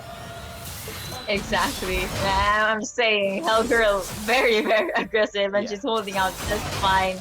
One of the most consistent players in the showdown, I believe. And speaking of showdown and consistency, both teams consistently going at the Dragon Dance. Howling Gale will connect onto one, but they're not gonna commit. They're still taking a feel on the map first. Yeah, I think there's a reason both of these teams don't want to start a dragon, and that is on Ghost's side. They're aware if they start the dragon, it allows for Nunu, it allows for Rakan to come and really tie them up, catch them in a bad scenario. MaiLinh's team doesn't want to start the dragon because they know Pantheon has that global. If they start it out, they're fighting a 5v4, so it's a bit of a stalemate right now, and Ghost, they find the timing to go start it off. Okay, a bit of vision given the side of MaiLinh, but after getting that dragon, looks like Ghost, they are gonna go with the fight immediately. Roots connecting, Hero's entrance connects onto 2, Lee Sin gets a kill onto Rakan. Here comes Pantheon, will the ultimate, gets that stun onto 1. Orianna forced to flash up, beautiful roots coming off from Saya, jump ins from Ghost yet again, they dove under turret. Orianna saying goodbye, and Janna saying goodbye as well. Nunu gets that double kill. She is now on a killing spree. Overall, it was a 2-for-2 trade, plus 1 turret for VEC MaiLinh. That was such a close team fight. Health bars were blinking red on both sides, but ultimately, like you said, it was a 2-for-2. MaiLinh's team will get the turret, but Ghost's team will get the dragon. So still a very even game as we see both sides trading back and forth, going blow for blow. It looks like this is the closest game so far, and yeah, I mean, game 1 was dominant from one team and game 2 for another. This time they finally know how their opponent works. Taunts connecting as well as the Void Seeker. Here comes Camille with that knockup. Hex ultimatum being popped as well. Beautiful shockwave at the back line. Blue team gets that steal onto the Herald. Double kill going over to Orianna. Gia very much alone. That is a jump in, a flash in from Hellgirl, and the damage coming out from Camille was too much. Howling Gale being used by Janna, but Hellgirl is still on the chase. Rakan at the jump in. A bit of an overextend, and that will be the kill going over to Lee Sin. Lee Sin takes no chances, just kicks the Rakan in the face, gets the kill, and the Rift Herald that Tomaru managed to secure will take down mid turret, and just like that, MaiLinh's team, they find the kills, they find the Herald, they find mid tier 1, they pull ahead to a 3,000 gold lead thanks to Hellgirl and Tomaru. We talked about this. Give them a, well, this Nunu isn't an assassinator rather, type of champion. But Hellgirl on this Camille can just duel. Camille can dish out so much damage. So I guess that's just one of the huge win conditions from VEC MaiLinh. Give them this combo and they will definitely deliver. Yeah, it's great to see the members on champions that they're really good at. Helgo on the carry, Claria on this Rakan, Myru on Chemical, Septic, Jungler, and this is where they excel. Yeah, they're gonna cut off the minions here. Make sure Ghost will be nowhere near where they are. Good call for the women in red. They decided to go to trade at the Dragon Lane side. Galio alone, that will be the orb being thrown out by Orianna. Damage coming out from the snowball from Nunu. And looks like Hellgirl will do her best to defend this 1v3 Hex ultimatum being popped. She gets rooted and she says goodbye. Kill going over to Pantheon. Yeah, not much outplaying to do there against the point and click kick, the point and click stun from Pantheon and Sid. Such a close game right now. Both teams just trading blow to blow. MaiLinh still just a little bit ahead, but it is extremely close. Oh my goodness, beautiful ton, but it looks like there will be a flash out from Orianna, but then the killer instinct came in at the right time for Ghost. Here comes the re-engage. MaiLinh jumping in. Two champion knockup rampage going over to Nunu and Willem. KLX Ghost, they decided to take a step back. They do indeed. Lenoir drops, but so does Vira. Both teams trading blow to blow. This is the closest game we've seen yet today, Yuko. Game 1, MaiLinh's team was dominant. Game 2, Ghost's team was dominant. Now game 3, anyone can take it. Anyone indeed. Even though KLX Ghost might get their hands on the Infernal Dragon, MaiLinh's team, they're all about that scaling. Now Ghost, they are going to go to steal. Blue team gets their hands on the Infernal Drake. That will be the shockwave connecting onto one. But after getting the objective, they just jumped away. Do not overstay their welcome. Take a hold of the lead that they have. Yeah, they just take one step back now on Ghost's team. They want to trade on the mid turret, but the wave clear, it's enough. They clear out the wave. Ouch! The Icatian Rain and that Galio combo, it really withered down a huge chunk of health from VEC MaiLinh, but the feathers are slowly being dire from this Saya. They decide to just hide that one out there. Sonic Wave connecting. Wow, the Howling Gale connected on the two, but of course they are under turret, so no one is committing just yet. Void Seeker jumping in, small dash in from Lee Sin. They are taunting each other. Another beautiful Howling Gale, and that's Nikita jump in.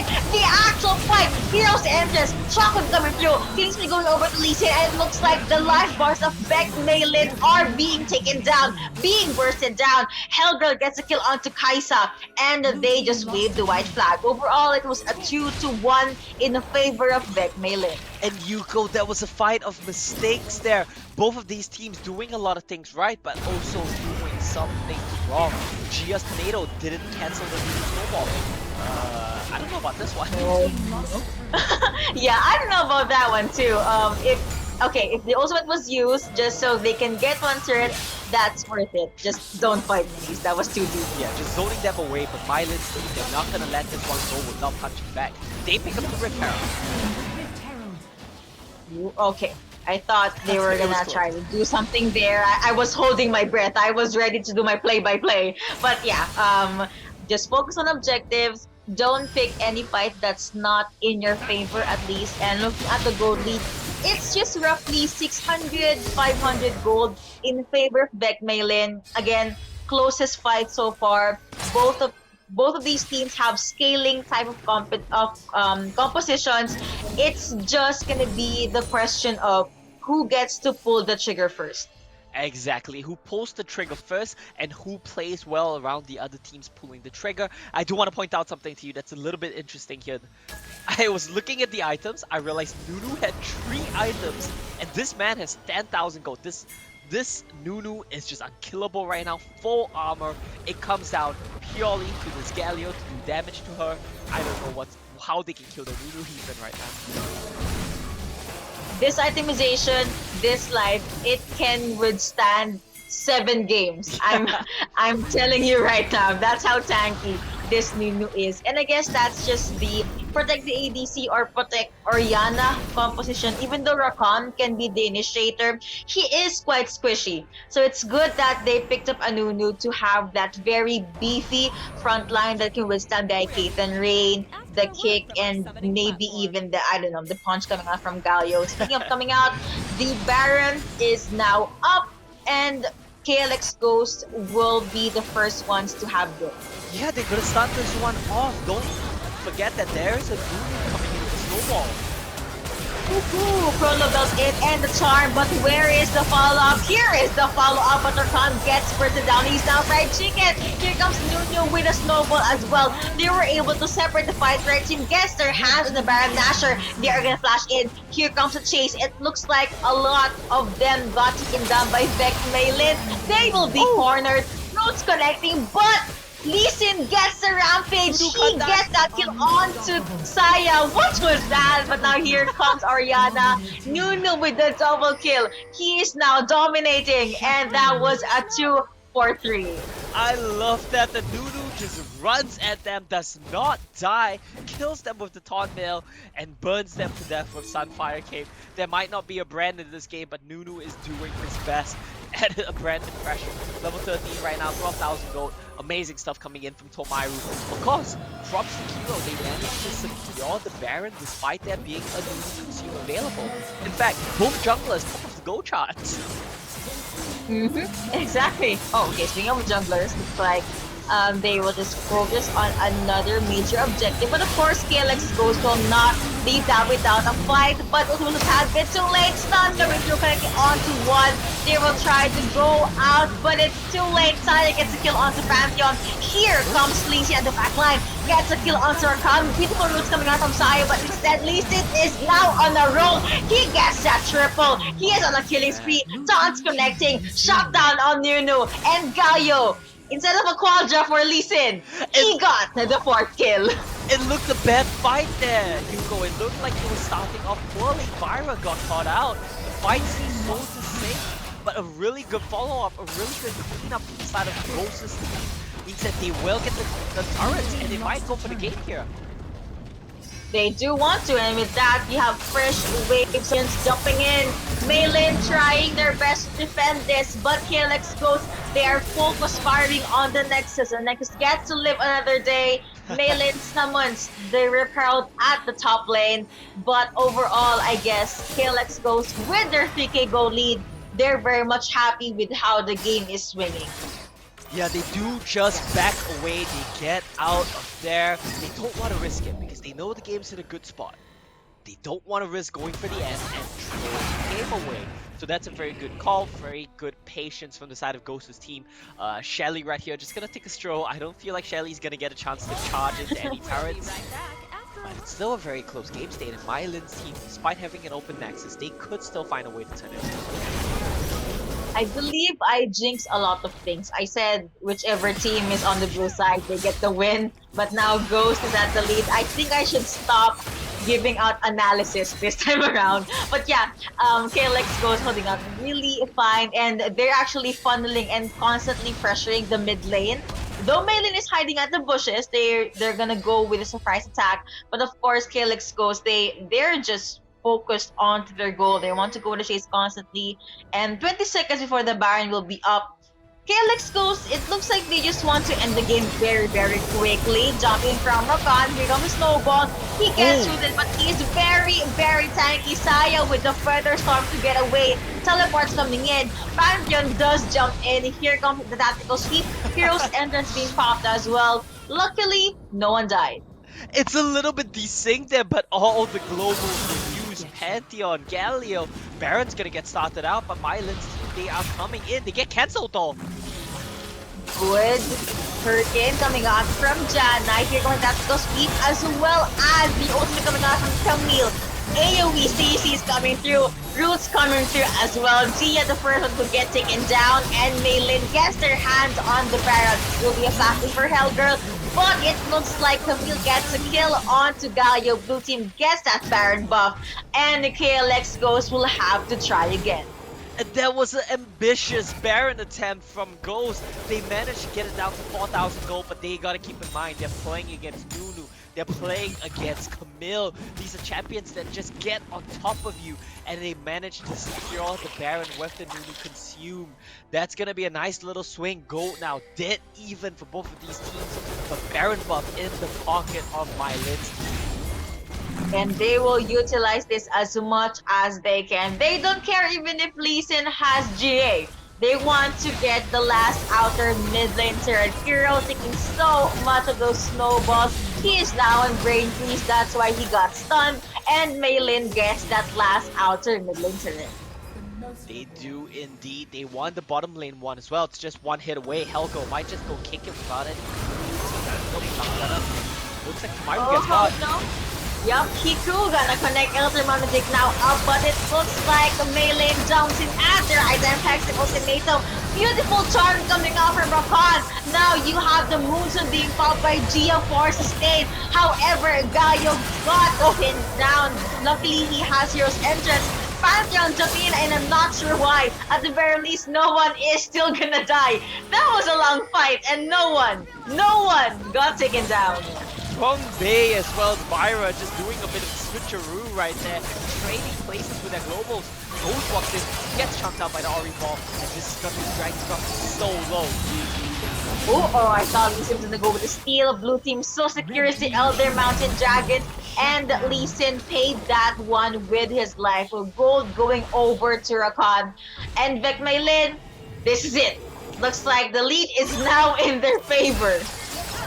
Just on steal against a new Consume. That's the problem right now.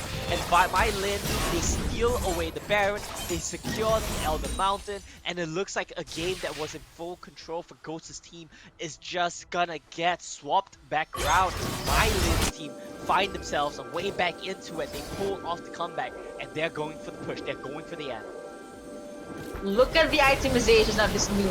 Again, very tanky.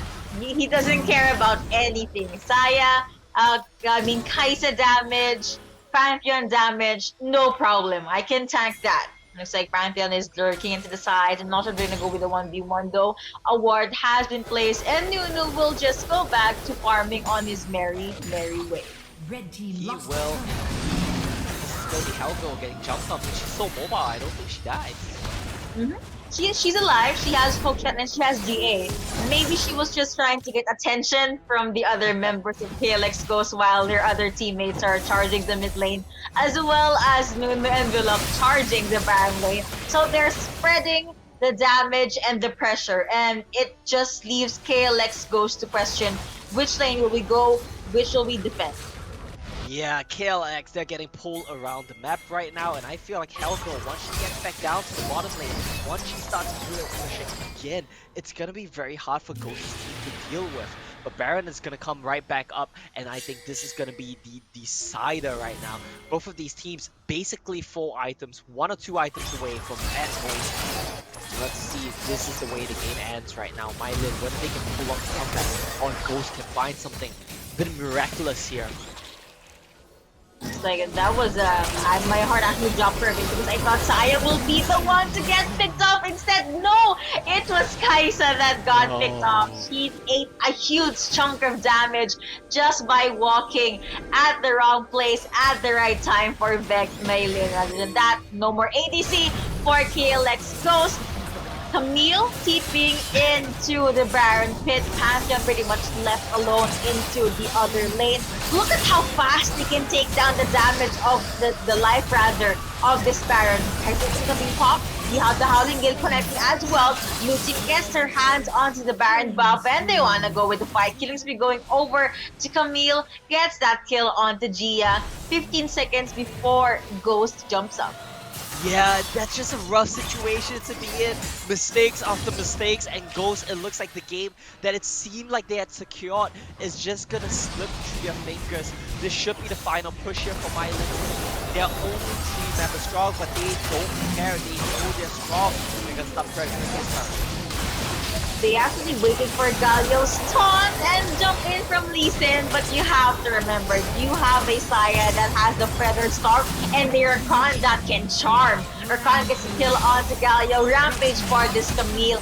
No jungler, no support as well, no mid laner rather, and VEC MaiLinh wins game number 3. And that was a back and forth one. It was a roller coaster of the game. It seemed like at times both teams could have taken it, but at the end of the day, MaiLin's team, they come up on top. They come out clutch when it matters, and they will take game two, move themselves forward to match point. And I gotta say, this game looked a lot better for them. Indeed. And I cannot believe I forgot to mention Nunu. I remembered Lee Sin, I remembered Kha'Zix, but how can I forget Nunu? Tamairu on this champion was very, very good. Again, tanky frontliner that no one can apparently take down. The snowballs really hurt, gave a lot of leeway and space for her teammates to go with the setup, and pretty much protected MaiLin except those 5 times that Saya got taken down. But yeah, better team fights, better macro. KLX Ghost also stepped up, so if I may say, this is my favorite game of the series so far. Yeah, and I gotta be honest with you here, I'm not a big fan of the Pantheon pickup. I feel like that pick could have been something else and it would have done a lot more. Maybe even something like a Renekton. I want to see, yet again, I want to see Ghost's team go for some change-ups here. Find something a bit more stable instead of the Pantheon. And I feel like you have a recipe for success here. It wasn't a bad game by any means. They had a lot of good moments, especially the skirmishes coming in around that Lee Sin. Let's run it back. Let's try to find a solution here. And going to game 4, Ghost's team, they're gonna get side choice now. Maybe on blue side, they find a win again. Maybe blue side is just too OP here, you know. It is. And yeah, if they are gonna go with the blue side, maybe it's time to jump back with the Lucian and Nami combo because that worked really, really well for them. Yeah. So why if Pick was not broken, maybe they can rotate to that. And Ghost was really good on this Lucian. Plus, Lucian is a lot more mobile to Kaisa compared to Kaisa. I mean, if the killer instinct is down, she is pretty much vulnerable to ganks and fight. But again, overall, that was a very back and forth game. It really was. It was such a back and forth game. Both of these teams played so extremely well, and I'm excited to see how it's gonna play out in game 4. Now keep in mind, MaiLin's team, they were undefeated coming into this, and now it actually looks close as we go into match point for them. Can they manage to close it out 3-1, or will we find it going to a game 5? Well, we'll find out after we go for a quick break as we come back for match point of the FSL Wild Rift Showdown. Gamers, we have a match point. This is the FSL Wild Rift Showdown, and we'll be your casters. I'm Yuko. Alongside me is Omo. Again, this is a very, very amusing series to cast. It's amusing, it's exciting, it's fun, it's Wild Rift. That's what we're here to see. Both of these teams, they are going blow for blow, and I love what we're watching right now. We see games being traded back and forth. So far, blue side, 100% win rate, like you pointed out. And I do believe we will have, let me just double check, there we go. Ghost has blue side yet again. So will we possibly go to a game 5 here, Yuko? I'm gonna say yes, just because the strength and the blue side buff is just too much. So, if we're gonna follow the pattern, if they get blue side now, that means MaiLin will get blue side for game number 5. Yeah. So is MaiLin gonna win game number 5? So that. Possibly, right? That's why side advantage is so important. That's why fighting for higher seeding is so important. And as the matchup develops, as your best of 5, what's the word for it? The meta develops, the playoff meta develops in this particular series, we will see these teams start to figure it out a bit more. So maybe if MaiLin's team has figured it out by now, they will have a solution for the red side puzzle. I'm hopeful that they do because it seems like it's pretty clear right now, right? Just get a tank on the Baron laner, get something like Rakan for Claria, and something that sets the pace of the game for Tamairu, and they are good to go. Just let MaiLin and Lenore just follow up, and it looks good. Yep, just keep on packing those punches up until their opponents can no longer stand. So I don't think we're going to be seeing Fiora as much as I would love to highlight Fiora on Hellgirl. But Hellgirl is also very, very good in Camille in the previous game. I'm actually not sure if we're going to be seeing another Nunu, but maybe we could go back to what works in the earlier parts of the series, something like J4, something like Olaf. Yeah, definitely Olaf is a very scary pick. And now being on red side, I don't know if Ghost has enough bans to ban it away. So we might see Tomaru go back to that one. We'll have to keep in mind as well, there's so many things to look out for. And Riven has not been picked or banned a single time here today. I do believe Helgo has played that before, if I'm not wrong. So if she's willing to pick it up again here on match point, that could potentially be a very scary one. During the break, I was staring at the ceiling, wondering, pondering why no one is picking up Riven. And the only reason I thought of was maybe because she's late game kind of champion, Yeah. and both teams would want something that can have a power spec at around 7 or 8 minutes at most. At most. So maybe that is another reason. But we're gonna hop into the pick and ban phase for possibly the last game of this series. Let's head into Champ Select and let's see how this one plays out here. Riven is already being hovered by Helgo right now, so if that's Let's not a good go. sign, I don't know what is. I actually want to know if it's gonna be a pick or a ban, but well, according to the trend of the 3 games we casted, she did not get banned. So at most, she may be picked up. Yeah, I hope so. I'm excited to see Riven. It's one of the... It's not fun to play against, but it's always fun to watch. And hopefully we do see some exciting Riven gameplay here. Ziggs being banned by MaiLinh's team together with that Camille. Very good bans from both of these teams so far. Let's see how they close it out. Maybe they could take out. I was about to say J4, but Galio is a much better ban. Get that global ultimate out in the table, not available for VEC MaiLinh to pick up. And for their side, maybe another jungler just to take down the pool. But no, they're gonna take out Ari. Camille got banned out, so that means J4 is available. Man. Ghost could lock that in. I'm excited for this one, I'll be honest with you, Yuko, because the games that I saw, Ghost's team looked so good playing around Kiro's Jarvan. And we know how important the early game is. We know how important dictating the pace of the game is. Giving Jarvan to Kiro might just spell disaster here. Ori, though, has also been very effective this series, so let's see if it gets locked in.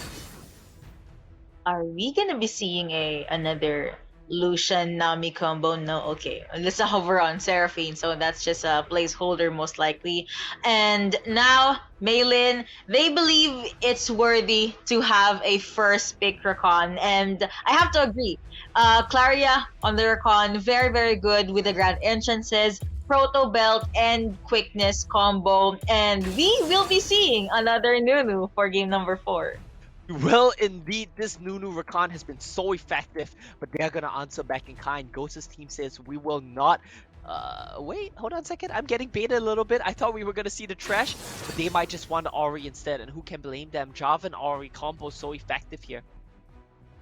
When I saw the Thresh hover, I breathed in. I was ready to yell or to cheer for KLX goals or something, but you know, according to the hierarchy of the meta, pick Ariana first. Get that shockwave in with the Cataclysm. They are gonna get the big combo, and because you don't have enough bans, Darius is gonna come out here for Vyra. That's a pick that she was effective on. It's gonna be going up against the Lovers duo, so it's gonna be hard for Darius to find access in team fights. But let's see how this one pans out. I actually would want to see who will Darius be up against. Really, Riven. could be Renekton or someone else. That's it. That's the combo in my mind. Unless, of course, we're gonna be seeing Riven. Riven against Darius is a hit and miss for me. If you get taken by the upper hand, you will not be able to go with the Broken Wing combo. Yeah, I mean, the big thing right now is that the Riven can get solo kill by Darius. It is possible, but you're gonna need a lot of jungle attention for her. With a Nunu, it's possible, but they might not want something so volatile. And we will see Diana come in, as we saw the chat. Pick Diana for me, and they will do just that. Yes, right on cue. Also, if ever you guys are wondering, don't worry. The stream has a 3 or 5 minute delay, so no stream snipe will happen. There's a hover on Jinx. Log that in just for the arcane jukes.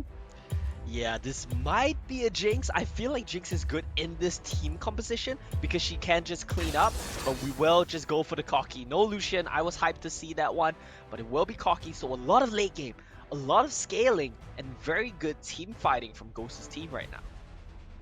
Thresh. Thresh, please. I mean, Yeah, please. imagine the box and then the Cataclysm, or the box and then Shockwave. Yeah, it would be really cool to see. Let's see what they go for. Well, if they pick the Nami again, I can't blame them. It worked before. There we go. Hey! We got it! We got the Instant river! lock. It took us 3 games to get here, but we finally got the instant lock on that Riven. I'm excited to see how it goes. Yep, so if I may say this, the highlight for me in game number 4 will be the Baron Lane matchup. Although, again, I did say Riven versus Darius, Darius will have the slight lead in the early game, but if Riven gets to level 5, Hellgirl will have a lot more leeway to, to fight against this Darius. Yes, indeed. We'll have to see how this one plays out, and I believe because of the Baron lane matchup, because there's a Riven, and just the nature of how she wants to trade, we're gonna see a lot of jungle attention in the Baron lane. That means both of these bot laners should be pretty chill. We might see a lot of jungle attention in mid lane as well, because the way that matchup plays out, same as with the Riven matchup, is that you need to go in. Diana and Riven both need to go in to trade, so I expect to see both junglers just hugging the top side of the map the entire game. At this point in the draft, I kind of feel bad that KLX Ghost banned out Galio. Could have been a very good champion if ever Diana or Riven jumps in, as long as he doesn't get hit. But yeah, these are the drafts for our game number 4. Maybe the last game, maybe not, because you saw how strong and how close the game was in the previous game. But who do you think will win this game number 4? I think it's gonna be a close one, but I honestly really like the draft that we see coming in from the side of MaiLinh's team. Riven finally gets picked up. They have a lot of setup for the Riven, for the Diana in the form of Rakan, in the form of Nunu to start these team fights off. And I think that Ghost's team, they're too reliant on scaling right now. Corki needs a lot of items, Ori needs a lot of items, so we might just see MaiLinh's team take over the game too early. One good moonfall as well could turn the tide. And okay, usual chill early game, no fights, no surprises, except for the Baron laners, because apparently Hellgirl has no chill. Hellgirl has no chill and a bit of a cheese here. Ooh, okay, that will be a lot of damage being taken by Corki. The range, again, the feathers from these lover duo is a problem for their Ghost, but Corki will still be alive. Gia has sustained, gets that honey fruit, and no one dies. Wasn't up. Yeah, they will just get the honey fruit, they will just be able to get out of there. But this is kind of the problem with Corki, as well as the fact that they weren't aware that she's back knockup.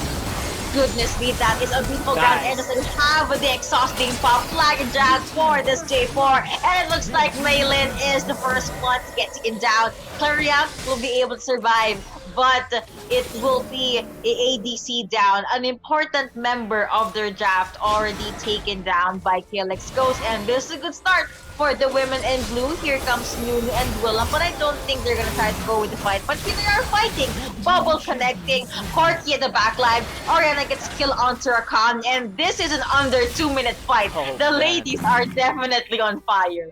Big win for the side of KLX Ghost though. It starts off with an amazingly timed gank from Kiro, getting the flag and drag flash buffer combo.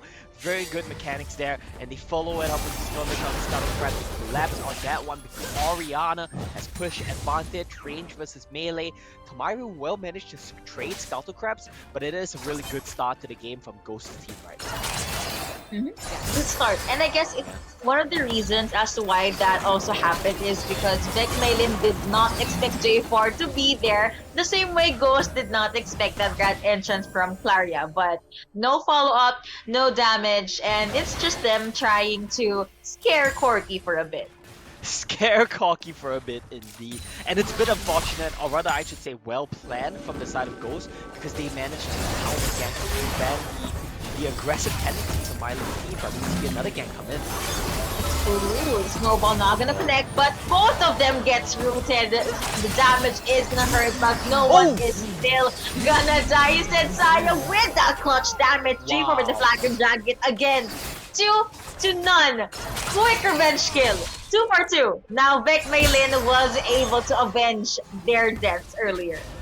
Wow, MaiLinh played that so extremely well. Sniped the metal onto both the Koki and the Nami in the backline. That was just extremely well played. Set up the entire repeat play right there. So good stuff coming in for MaiLinh to try to even out this game. Still a small lead for Ghost's team, but nothing significant right now. So we're gonna approach the 4-minute mark. Objectives are gonna start spawning, and Tomairu, she wants to find the gang here. Apprehend will connect. Snowball is gonna come here as well. Roots are connecting. Broken Wing combo as well as the Blaze of the Exile. And Nunu and Villamp gets a kill onto Darius. There is a burn, but there won't be any trade. That was a good gank from Tomairu. I love the tempo that she is setting for her team. Exactly, Tomairu has not stopped yanking. Yank spot lane, recalls, goes top lane. Now it looks like she might try for a return gank in bot to set up for the dragon play, or not quite. We're just gonna keep static right now. It was a bit greedy from Vyra there to try to turn it around, but she nearly finds the 1v2. And ultimately, that will just be, I think, KLX Ghost finding the initiative here onto this Rift Herald. There are pinks though from VEC MaiLinh. Hellgirl obviously saw that they had first dibs. And here comes Tomairu again. Apprehend connect onto one. Bubble being popped. Evan flow coming through. Here comes the tidal wave and the Valkyrie. Hellgirl the first one to get annihilated. Beautiful moonwalk connecting onto 3. The burst is not enough. Blue team gets that double. Actually gets that triple. Now the Feather Storm has been popped. And the KLX goes. I have to say, they get that small win there. And that is the wombo combo that we wanted to see. Cataclysm, Tidal Wave, Package, all used there to secure the Rift Herald, to take 3 kills. And just like that, Ghost's team, they blow open the game. They find themselves more than the 2,000 gold lead here 5 minutes in. Dragon is going to be the next objective. It seems like both teams want to contest this one. And it's going to be MaiLinh's team starting it off first. They do. Both of them do want this spell vamp. Bubble not gonna connect onto anything. But then here comes Orianna. Shockwave is not available. Although VEC MaiLinh, they just want to focus on getting the buff. Whereas KLX goes, they have something else in mind. Let's try and get this mid lane turret. Grand Engine's connecting onto J4, but J4 is very much tanky. Nunu with that initiate. Here comes the engage from VEC MaiLinh. A jump in from Hellgirl. Beautiful bubble and tidal wave coming on from Gia, and it looks like the plan VEC MaiLinh had in mind will have to be executed in another day. Yeah, good stuff there from Ghost. They get the turret, they get the disengage. Very well played. Gia on this Nami has been hitting massive bubbles the entire game here, Nico. Very good stuff from the side of Ghost, and it seems like the blue side buff, it might just be a bit too OP here.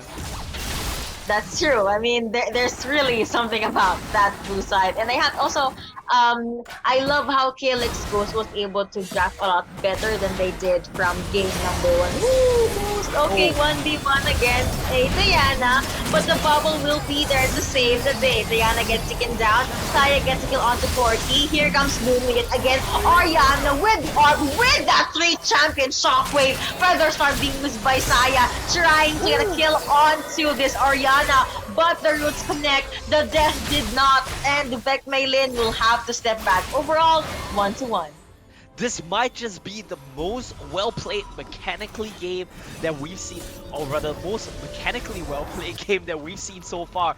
Both of these teams in the right place, at the right time, hitting the big spells, the bubbles, the shockwaves, the moonfall, and it's still such a close trade. Ultimately, I think Ghost's team came out on top, but just barely. And I want to point out Hero on this Jarvan. There's a reason they are undefeated with this 6 kill participation, 100% kill participation. She wants more. Goodness me, she does want more ebb and flow. That kind of hurts damage coming up from KLX Ghost. Was too much for VEC MaiLinh to bear. No tidal wave, no cataclysm, and even that VEC MaiLinh, they decided to not contest with the dragon. It will be a free Dragon buff for the side of KLX Ghost. However, in the barrel lane side, Riven, Hellgirl, was able to push a bit further with her lane against Darius. Yeah, and both teams just trading sides yet again. 3,000 gold for Ghost. They want to go for Lenoir, nowhere to run. Flash out, flag and drag in, bubble not connecting, and here comes Nunu at the right place, at the right time yet again, gets in, and here comes the charm, beautiful initiative from Claria, goodness sake, after kissing Sanity on 3, that is a lot of damage, MaiLinh with the Feather Storm tries to get a kill onto J4, that is going to be the blue team, Corky with that double kill, however, Hellgirl, seeing a very vulnerable Corky, gets that kill. It was a 1-2 in favor of Ghost, and need I remind you, all that while, Vera on this Darius was alone and just farming. Yeah, both of these Baron laners, they are taking turns to enjoy the farm here as the other one roams to help their team. This time around, it's gonna be Vira picking that one up for herself. Helgo tries to go in to help the teammates out. Will pick up one kill, but that's gonna be just it. Now Rip Herald is gonna get started. MaiLinh's team, they want this, but Ghost's team, they want to contest. They do. Another jump in. Claria is very tired of this J4. He's gonna get that kill, but no! Blue team was able to steal the Herald and get a kill onto Nunu and with a beautiful knock on Guillotine. Valkyrie in. Hellgirl being caught out. She was able to dash to the side, but I don't think she will be alive anytime soon. Cork gets a kill onto Hellgirl, and here comes J4 with another flag and drag. KLX Ghost! They are on fire! They are indeed. Once they get the lead, they do not let up. They steal the Rip Herald. They want more. They want some kills here. Won't be able to find them, but they get mid-tier 2 turret. Won't quite get tier 3, but they're gonna be happy with this somewhat safe Ahri here, I think. They get out of there. Huge win for Ghost yet again. Huge win indeed. And even though Hellgirl was able to take down the ADC, she got 3v1 and she had no more resources. KLX Ghost, something in them just awakened and they're just able to utilize the power that they have. VEC MaiLinh still left with the question, what could they do to come back from this? Stuns coming through, keepers being lit by Hellgirl, looks like she would have good welcoming combo, but Orianna will be okay. Flag and drag, not flag and drag, that will be the grand entrance and damage coming up from Rakan. Orianna says goodbye. They dived in a little bit too deep right there. Try to put up to Orianna as the fight continues. Ooh, that was a good moonfall, but you have to remember, you guys do not have sufficient damage. With that, Ghost gets those gold in her pocket. So it's a bit of a trade. They overdive to kill Ahri in the mid lane, and because of that, Ghost is they can find something in the Dragon lane. Trades back and forth. That is the name of the game right now. None of these teams gonna give anything up without a fight. Never really gonna give this game up. I think I just sang a song there, not accidentally. But yeah, J4 with that GA. 12 and 6 on the scoreboard in favor of KLX Ghost. Almost everything is in their favor. Gold lead, even the turret takedowns and the dragon takes. What do you think should VEC MaiLinh do to even things out? Oh, it's gonna be a hard one. I feel like their win condition right now is they need to let this Riven scale up. They need to let Riven find a big team fight engage, and then that's their win condition right now. It's all about the Riven. It's all about the Diana. It's all these two picks to pop. There are two champions hiding in the bush. But yeah, Idorgi still waiting for that Hellgirl play. Goodness me, what a beautiful stun. And that knockoff tidal wave coming through. KLX going over to Gia. The bubble plus the cataclysm and that Gatling gun keeps going over to Corgi. She gets that double. She's on a rampage. Knocks on Guillotine will be enough rather to take another life from VEC MaiLinh. Hellgirl, the only one left alive on their side.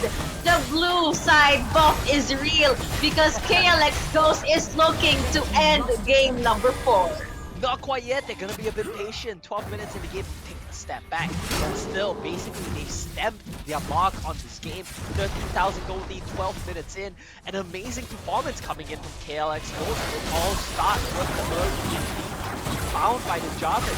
Still, 14 out of 16 kill for the 12 minutes in game. Amazing stuff from Kiro Javan. I feel like he needs to land that one away next game. But something that we didn't notice, 100% kill participation for Ghost. There's a Oh reason the yeah. team name is after her, I guess.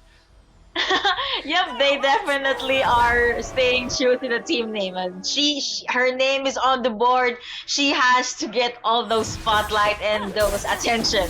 But now for Beck MaiLinh, MaiLinh right now is sitting at a 2-2-2 on this Saya. Has IE, has Static Shiv. However, I guess they just lack a solid, well, Tomayer is a solid frontliner, but the problem is they will just get picked off by KLX Ghost, and it will be Helga being taken down.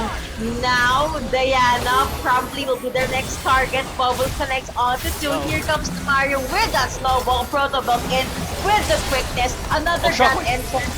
Valkyrie's the side, but however, they're in too deep. Here comes Darius. You have Vera at the front line. You have Helga at the back line. Going over to this party. Another beautiful bubble from Gia. Oriana with that follow-up gets a double for herself. It was a 3-0 in favor of KLX Ghost. And this game has just flipped on its head. The engage attempts are not working. And Helgo, even though she found the flag, she was too low by then. This is going to be a huge fight win. Yet another Baron for the side of KLX Ghost. They're going to pick that one up. They're going to go home. And I feel like when they come back, they're going to try to end it. They are. They definitely will. And they have the means, they have the lead, and they have the confidence to do so.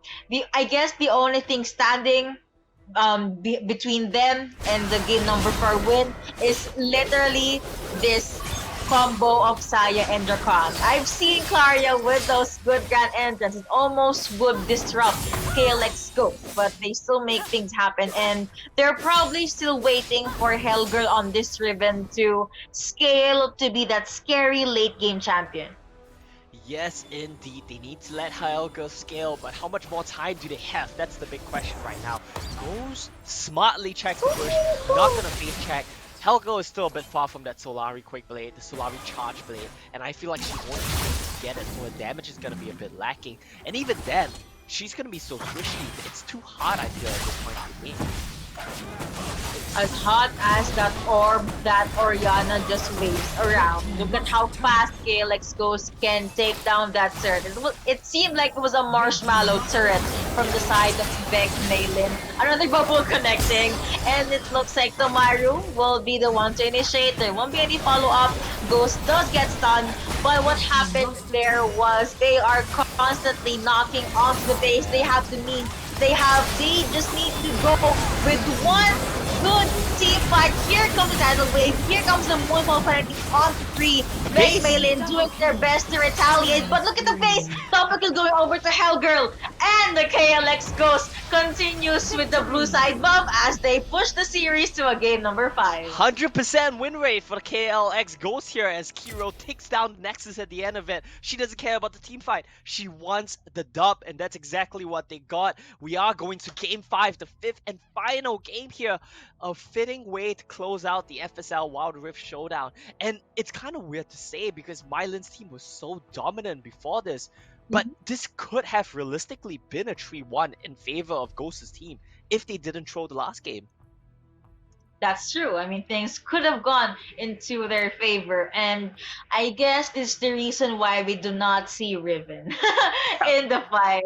It was supposed to be a good pick. Sadly, was not able to deliver, was not able to follow up. In the retrospect, the Darius, even though did not give that much damage, the apprehend, the decimate, the Noxian guillotine, just really pose as a lot of problems, and the burn is a problem for Beck MaiLinh as well. But I guess my MVP for that would have to be Gia on this Nami. Yeah, the bubbles were insane this game, working in tandem with Kiro yet again. Such a strong duo, the two of them. Really, and I would want to see how are they gonna adjust in game number 5, because my spidey senses in my mind tells me Beck MaiLinh will take the blue side. We'll have to see how that one plays out. It's going to be a very exciting game 5. I want to see how they adapt it for the next game, for the last game. We are, of course, still waiting for site selection. So, while I mean, we can assume MaiLin's team is going to pick blue, but we have to wait for them to lock that in. Now, we're going to go for a quick break. And when we come back, we will have for you guys the 5th and final game of the Wild Rift Showdown here from FSL.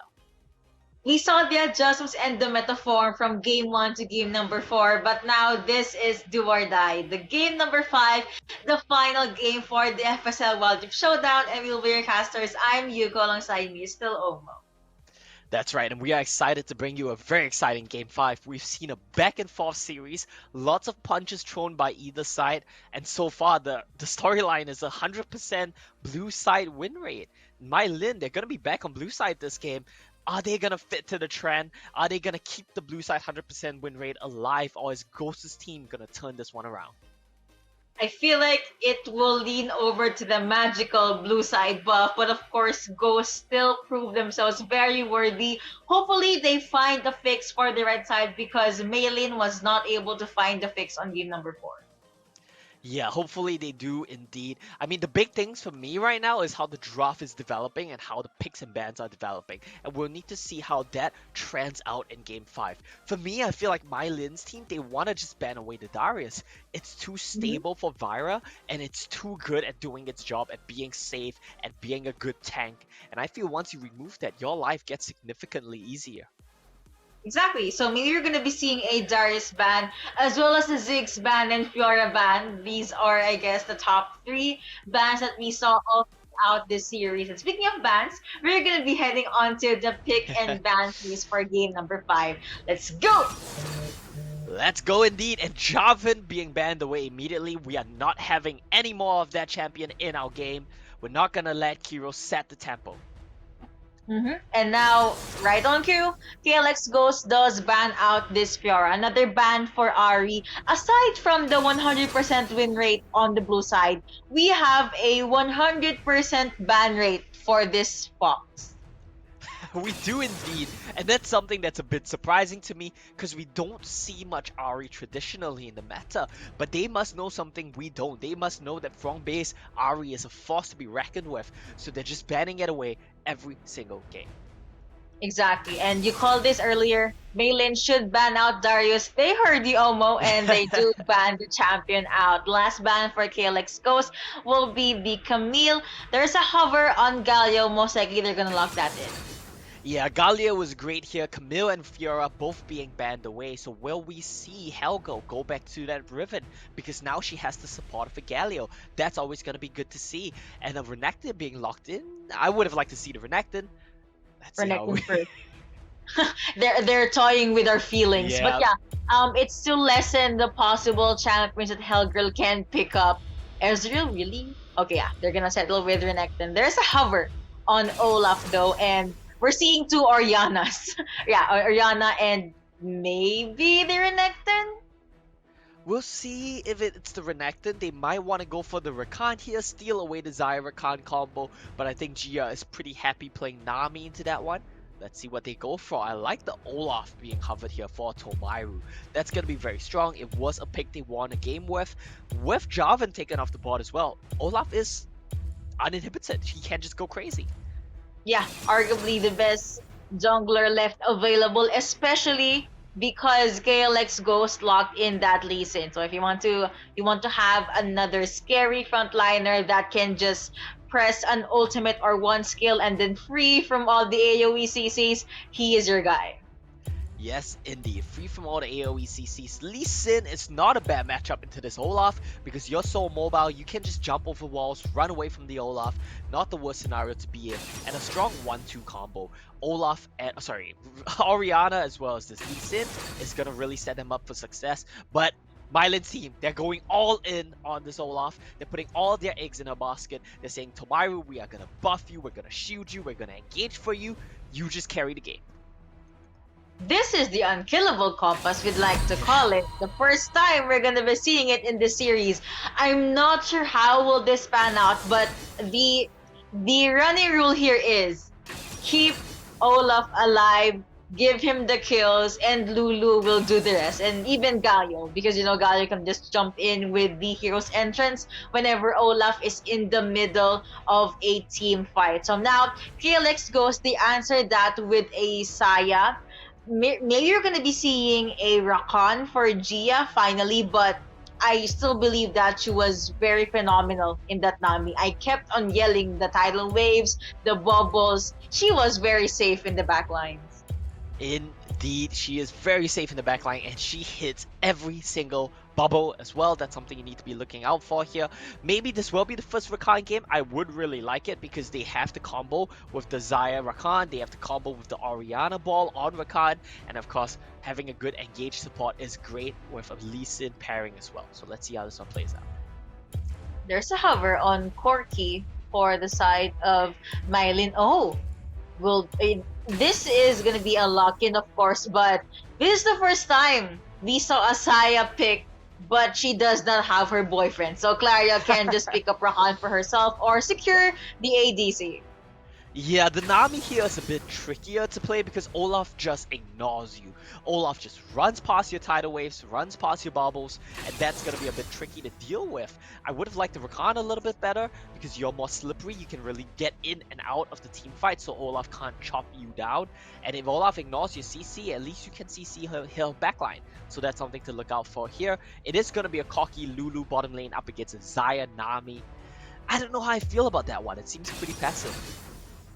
And speaking of passive, KLX goes logged in a Garen, which I believe is a passive Baron laner for the lane stage compared to Renekton, but he is a force to be reckoned with in the late game because he is just too tanky. Dimashen Justice dishes out so much damage. So I'm betting my non-existent 5 pesos that we're gonna have a long game. Maybe a 15 or 20-minute game number 5. Yeah, it's going to be very exciting to see a Game 5 go that long, and I feel like if it scales up into the late stages of the game, I like KLX Go's chances. This Orianna pick has been quietly scaling every game that we see it, and once she hits the big shockwaves, that's all it really takes to really snowball the game, to snowball a team fight, and we'll need to look out for that as it plays out. This game though, yet again, I think it's going to be very reliant on these junglers facing off. Exactly. So it's a matter of who gets to get the first blood and who gets to rotate more. When it comes to mobility, I would give it to Lee Sin because, of course, that's Lee Sin. He's about mobility. And yeah, but when it comes to damage, early game damage, just give the first 3 skills to Olaf. He has a level 3 power spike, and Tomaru will definitely keep on ganking your lane.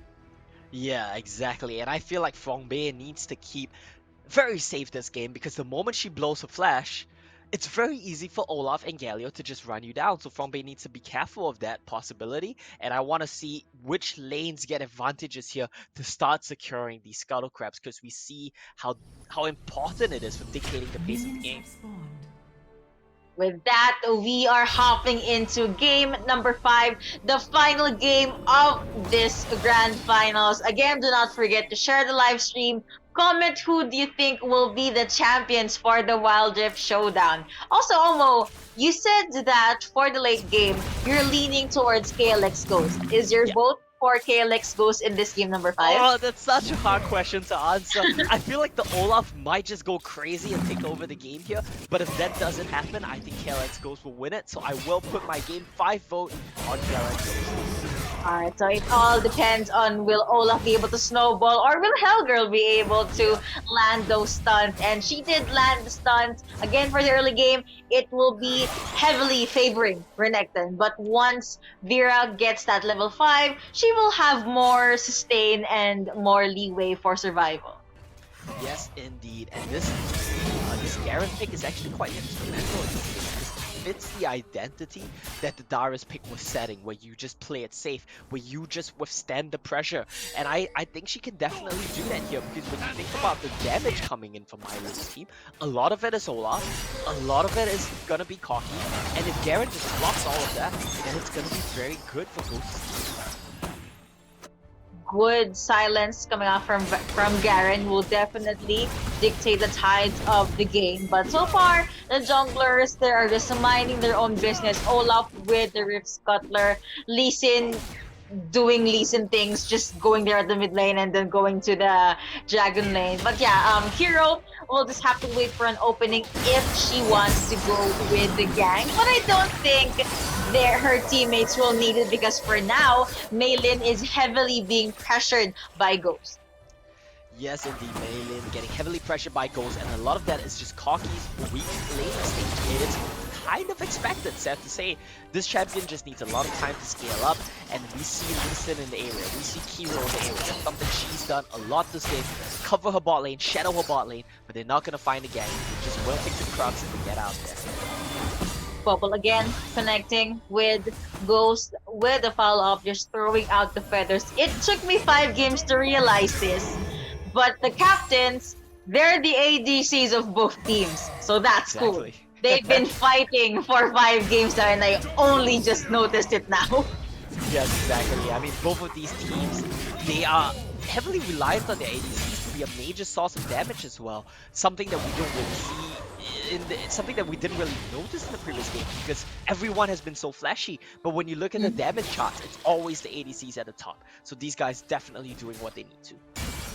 And they've been consistent despite the win and loss ratio. I believe Olaf tried to gank there, but Garen was just safe under his turret, so he did not want to waste any more time. And speaking of doesn't want to waste any more time, Gia just really jumping in at the front lines, not wasting any time trying to harass their opponents. Evan Flow connecting as well as Ghost's feathers as well, but no actual commitments just yet.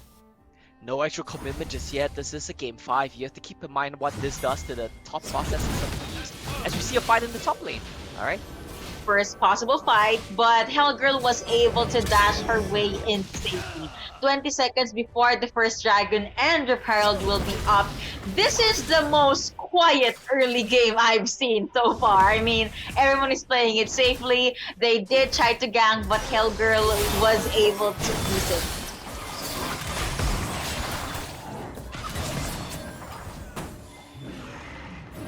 Raquel is now up. Gia tried to go with the recalls there, but decided to just cancel it, and they're gonna have first dibs on this Ocean Drift. In retrospect, this leaves the Rip Herald available for VEC MaiLinh. Recalls coming through for Corki, and it looks like they're gonna give the dragon to Ghost. Shake hands, let's just take each objective. Yeah, and I think this fits the identity of these two teams right now as well. Red team wants to scale, blue team wants to get the tempo going. Rip Herald is going to allow them to do just that as they start pressuring this top side of the map. Rotations are coming in, Kiro is coming, Gia is coming, but will they be here in time to defend this? Yes, they will. Judgment, yeah, they will. Judgment beam pop, that with the stuns connecting onto Vera, trying to go with the stain. The orb is gonna connect onto one with the shield, and VEC MaiLinh, at the very least, they were able to get 2 turret platings, and then they back away. Backing away indeed, they will save the turret. That's gonna be big, so it's extremely low now. And Byron with no flash, they still do gain out of that because they don't lose the turret goal just yet, and they get the Ocean Dragon for themselves. Big trade. Yep, no, that is a good trade, and that is a good kick.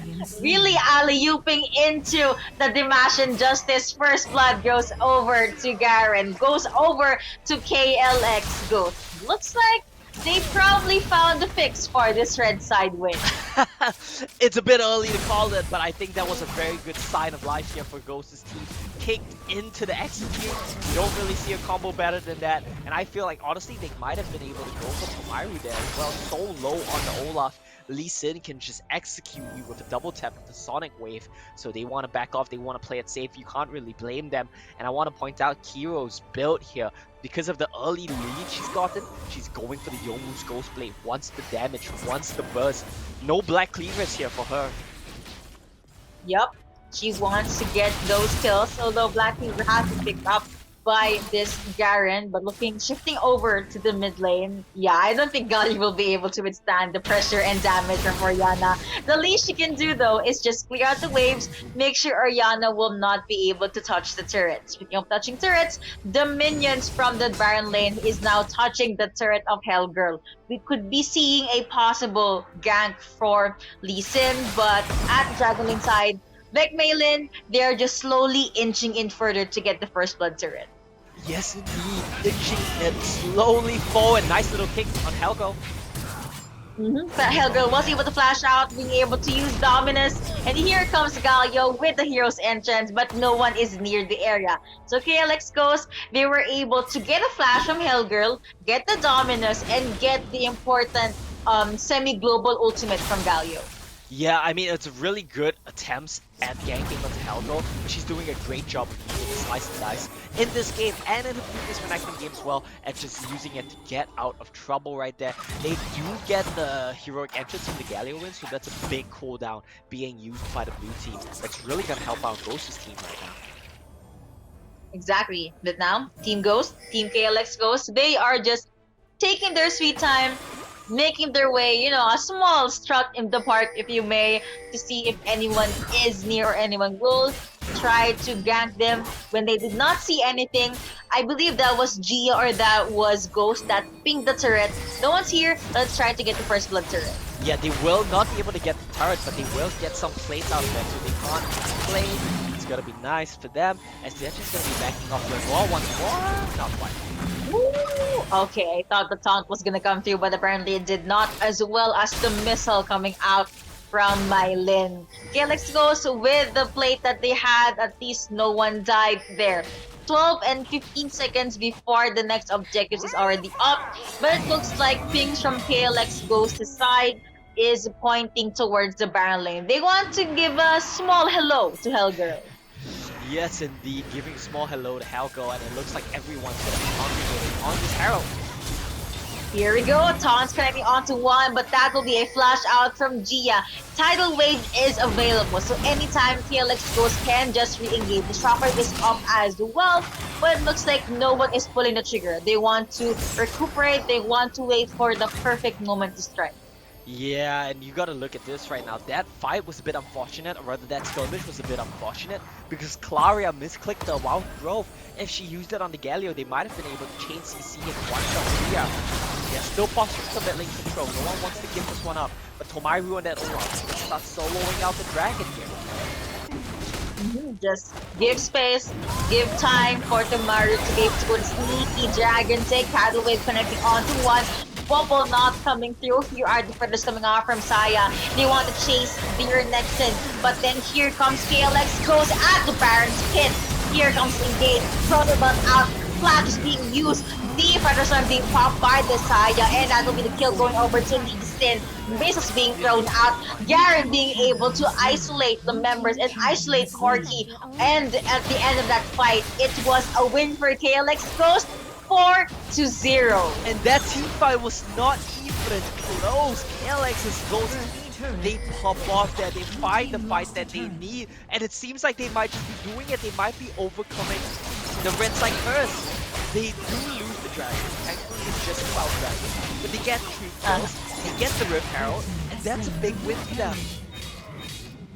Very big win, and we talked about a jungle matchup. 1-0-3 for this Lee Sin with roughly 7.8k gold lead. Olaf only has 6.1, and he is sitting at a 0-1-0. So when it comes to Snowball, I would have to give it to Lee Sin. Yeah, definitely. This Lee Sin is doing a lot of work right now, sitting at 8,000 gold, basically tied with Myra for the highest gold in the game. And that's been a recurring trend for the junglers in the series. A lot of props to them. Hero and Myra both doing very well. Now Helco, not gonna get caught. We'll just back out from there. Wait. That was too close for comfort. Yeah, there was a tidal wave, but apparently it was angled a bit up. But now looking at the bottom lane, Vera trying to survive with that 2v1. She'll be a-okay. Here comes Kiro though.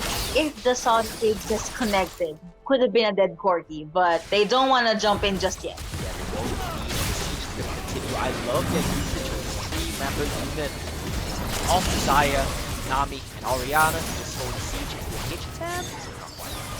Woo! Okay, yeah. Rollback in, Taunt did connect. There is Ragnarok, but There like is. MaiLinh, they are just being very disciplined. Hero hiding in some bushes, Roots connecting, but she just gets kicked out of the way. Sonoki's not gonna connect. Actually, the Sonoki disconnect, but Hero will not jump in. The burst, the damage coming out from Oriana is now a problem for Beck MaiLinh. Yes, indeed. It is going to be a pretty big problem for the side of VEC, and they're going to have a hard time dealing with it because what does their team comp want to do? They want to run into you. If they don't catch Ori, if they don't one-shot her, she's just going to chunk them all out. Garen is getting a kill. Yeah, it's a very tanky Garen, and it looks like as tanky as Garen is, that's how soft Galio was against this Oriana. Those attacks really was the nail in the coffin for her. With that, KLX goes, they get to storm the Baron lane and most likely get one gold plating.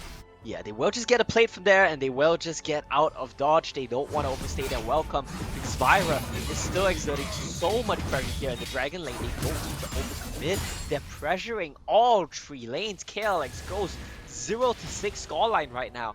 They're putting a very dominant performance on in Game 5. Very dominant. I mean, the 2 previous games, it was very close, as we did call it, back and forth.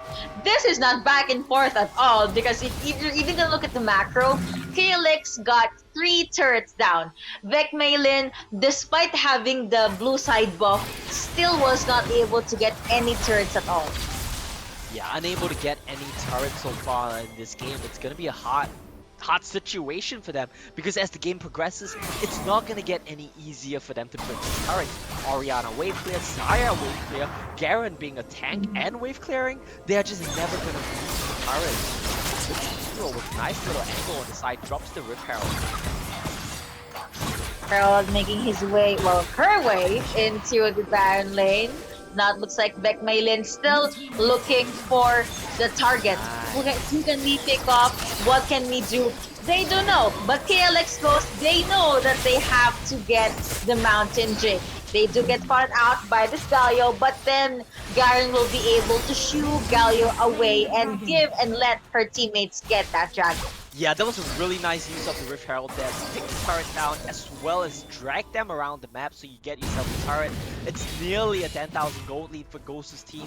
MaiLinh's team has not managed to punch back a single time. The creeps will get the turret on the Baron lane, but that's gonna be it. The gold lead is still about 9,000, 8,000 right now. Very high, and it really left me to wonder, what can MaiLinh do? Maybe they can try to go with the pick-off 1v1 related versus there's Oriana, shield being used. Shockwave is available, but she will not be using it. Lee Sin came in at the right time, and with that, Hellgirl was not able to finish off the kill. Yeah, just gonna be playing it a bit safer right now. Hellgirl has teleport enchantment, that's something I want to look out for, so she's gonna be able to split push and TP into the fight, but that's gonna set her one whole item behind on this Garen. And even though Renekton wins the 1v1, Garen's just so tanky. She can just regen up. It's like the Darius matchup all over again. Exactly, and imagine trying to kill someone that apparently is unkillable. So it looks like we're not going to be seeing another Renekton Garen matchup unless Garen is the one to make his way near Hellgirl. Title is connecting on the 3. Wild Growth being used onto Galio. That is a beautiful knockup yet again. And the kill goes over to Oriana. Here's what he considering it for VEC MaiLinh. Judgment. And that is an ultimate coming through for this Garen. He gets that double as he's now on a rampage. Lee Sin gets a kill onto 1 as well. And it's a 5-0 in favor of KLX Ghost, and right on time, they get the Baron. And what a game 5 here for the side of KLX Ghost. They get a 5-0. The scoreline right now, 11-0. They're gonna pick up the Baron. They're gonna pick up all the turrets. I think they're gonna get tier 3 here as well. And can you imagine this? The comeback to KLX Ghost. MaiLinh's team, they were undefeated in the qualifiers in the group stages, round robins. They came into this playoff series the heavy favorites, and KLX Ghost's team, they just come in here, they make a statement in this game 5. Exactly, and I really love the storyline that we have. And again, I honestly expected Vic MaiLin to jump out of game number 5 with a very strong manner, but KLX goes. They proved me wrong. They have this lineup that is designed for getting that victory, and I cannot just emphasize this enough. Gia on this Nami is a huge problem. The bubble and the tidal waves. Yeah, Gia has been doing a lot of work every single game on this Nami. Hitting multi-member bubbles, it's not supposed to happen, but she's making it happen. She's making it look good. 10,000 gold on this Nami. She's basically even in gold with everyone on MaiLin's team as a support. And this is just kill game. It's how dominant Ghost's team looks right now. More than 10,000 gold each. They're going for the inhibitors and knocking on the base doors. They actually want to end the game ASAP. With that, they're knocking onto the base indeed. They're, of course, Beck MaiLin will try to defend as much as they can, but what can they do? KLX Ghost is like a train jumping into their tracks. Last turret for the Dragon Lane is already down. They are rotating over to the mid lane. Mid lane tower already down. Lee Sin with that G8 is waiting for the perfect opportunity to strike. Here comes Featherstorm, here comes to jump in, but apparently Galio was into the title is coming through. He's going over to the Ariana. Garrett is now unstoppable. Lee Sin also on a killing spree, and with that one engage, 4 champions got deleted from Beck MaiLin, and KLX goes. They win game number 5. KLX goals, they take the series, they take the winner's title of the FSL Wild Rift Showdown, not dropping a single kill in that game 5. Now that was some dominant performance coming in for them. It's just a great performance from everyone on the side of Ghost's team. The Zaya, the Oriana, the Garen, Vyra doing what she needed to do, Gia with the bubbles, Kiro setting the tempo of the game, Frongbei and Ghost doing the damage where they needed to. It was a dominant game 5, but we can't forget that this series was an extremely back and forth one. It really, really was. And what a way to end the Yeah. series. 0-15, everything just went over to KLX Ghost. One of the reasons maybe is because Olaf was not able to snowball. Tomayer is a strong player. It's just that they were not able to utilize the Olaf and Lulu combo. I would have preferred Claria to go back to the Rakan, Yeah. given that Ghost did not pick it up. But I guess it's okay. They really believed in the Wild Growth plus Ragnarok, even the heroic entrance. But sadly, they were not able to snowball. Yeah, that's the problem here, right? And you see the Olaf damage right now. It's just unfortunate because that's what happens when Olaf doesn't snowball. He doesn't get to go into the team fights. And I like your point about Claria maybe picking up Rakan, maybe picking something different, because I do agree that's what I felt like they were lacking. They needed some engage options. Olaf cannot be your primary engage source, and that's the story of this game. Ultimately, it was a very good performance. It was a very hard-fought series coming in from the side of MaiLin's team, but they will falter at the finish line, and that means that Ghost's team will win the entire thing. To the fans of KLX Ghost team, do not forget to congratulate them at the live stream. And I call this full on 5 games, and it was very, very exciting and fun to cast. We saw a lot of jabs, we saw a lot of good plays from both teams, and what a way to end the showdown. Super happy I got to cast this with my Lodi, my idol Omo as well. That is right, and of course this whole event would not be possible without the support of Yahoo, without the support of Intel. Thank you guys so much for keeping the lights on here. Once again, this is the FSL Wild Rift Showdown. If you want to see more of these teams, if you want to see more of these amazing players, look out for the next season of FSL coming very shortly. Be sure to follow them on their socials. They'll keep you updated on when the next tournaments are going to be upcoming, and you guys get to see more exciting Wild Rift action with them. Yep, and do not forget to follow us on our socials as well. I'm gonna plug it right now because we are done with the series. And if you guys did enjoy this tournament, do not forget to keep on supporting FSL. Again, GGWP to KLX Ghost for winning this, but that has been it for the grand finals. Thank you so much, and we will see you in the next tournament.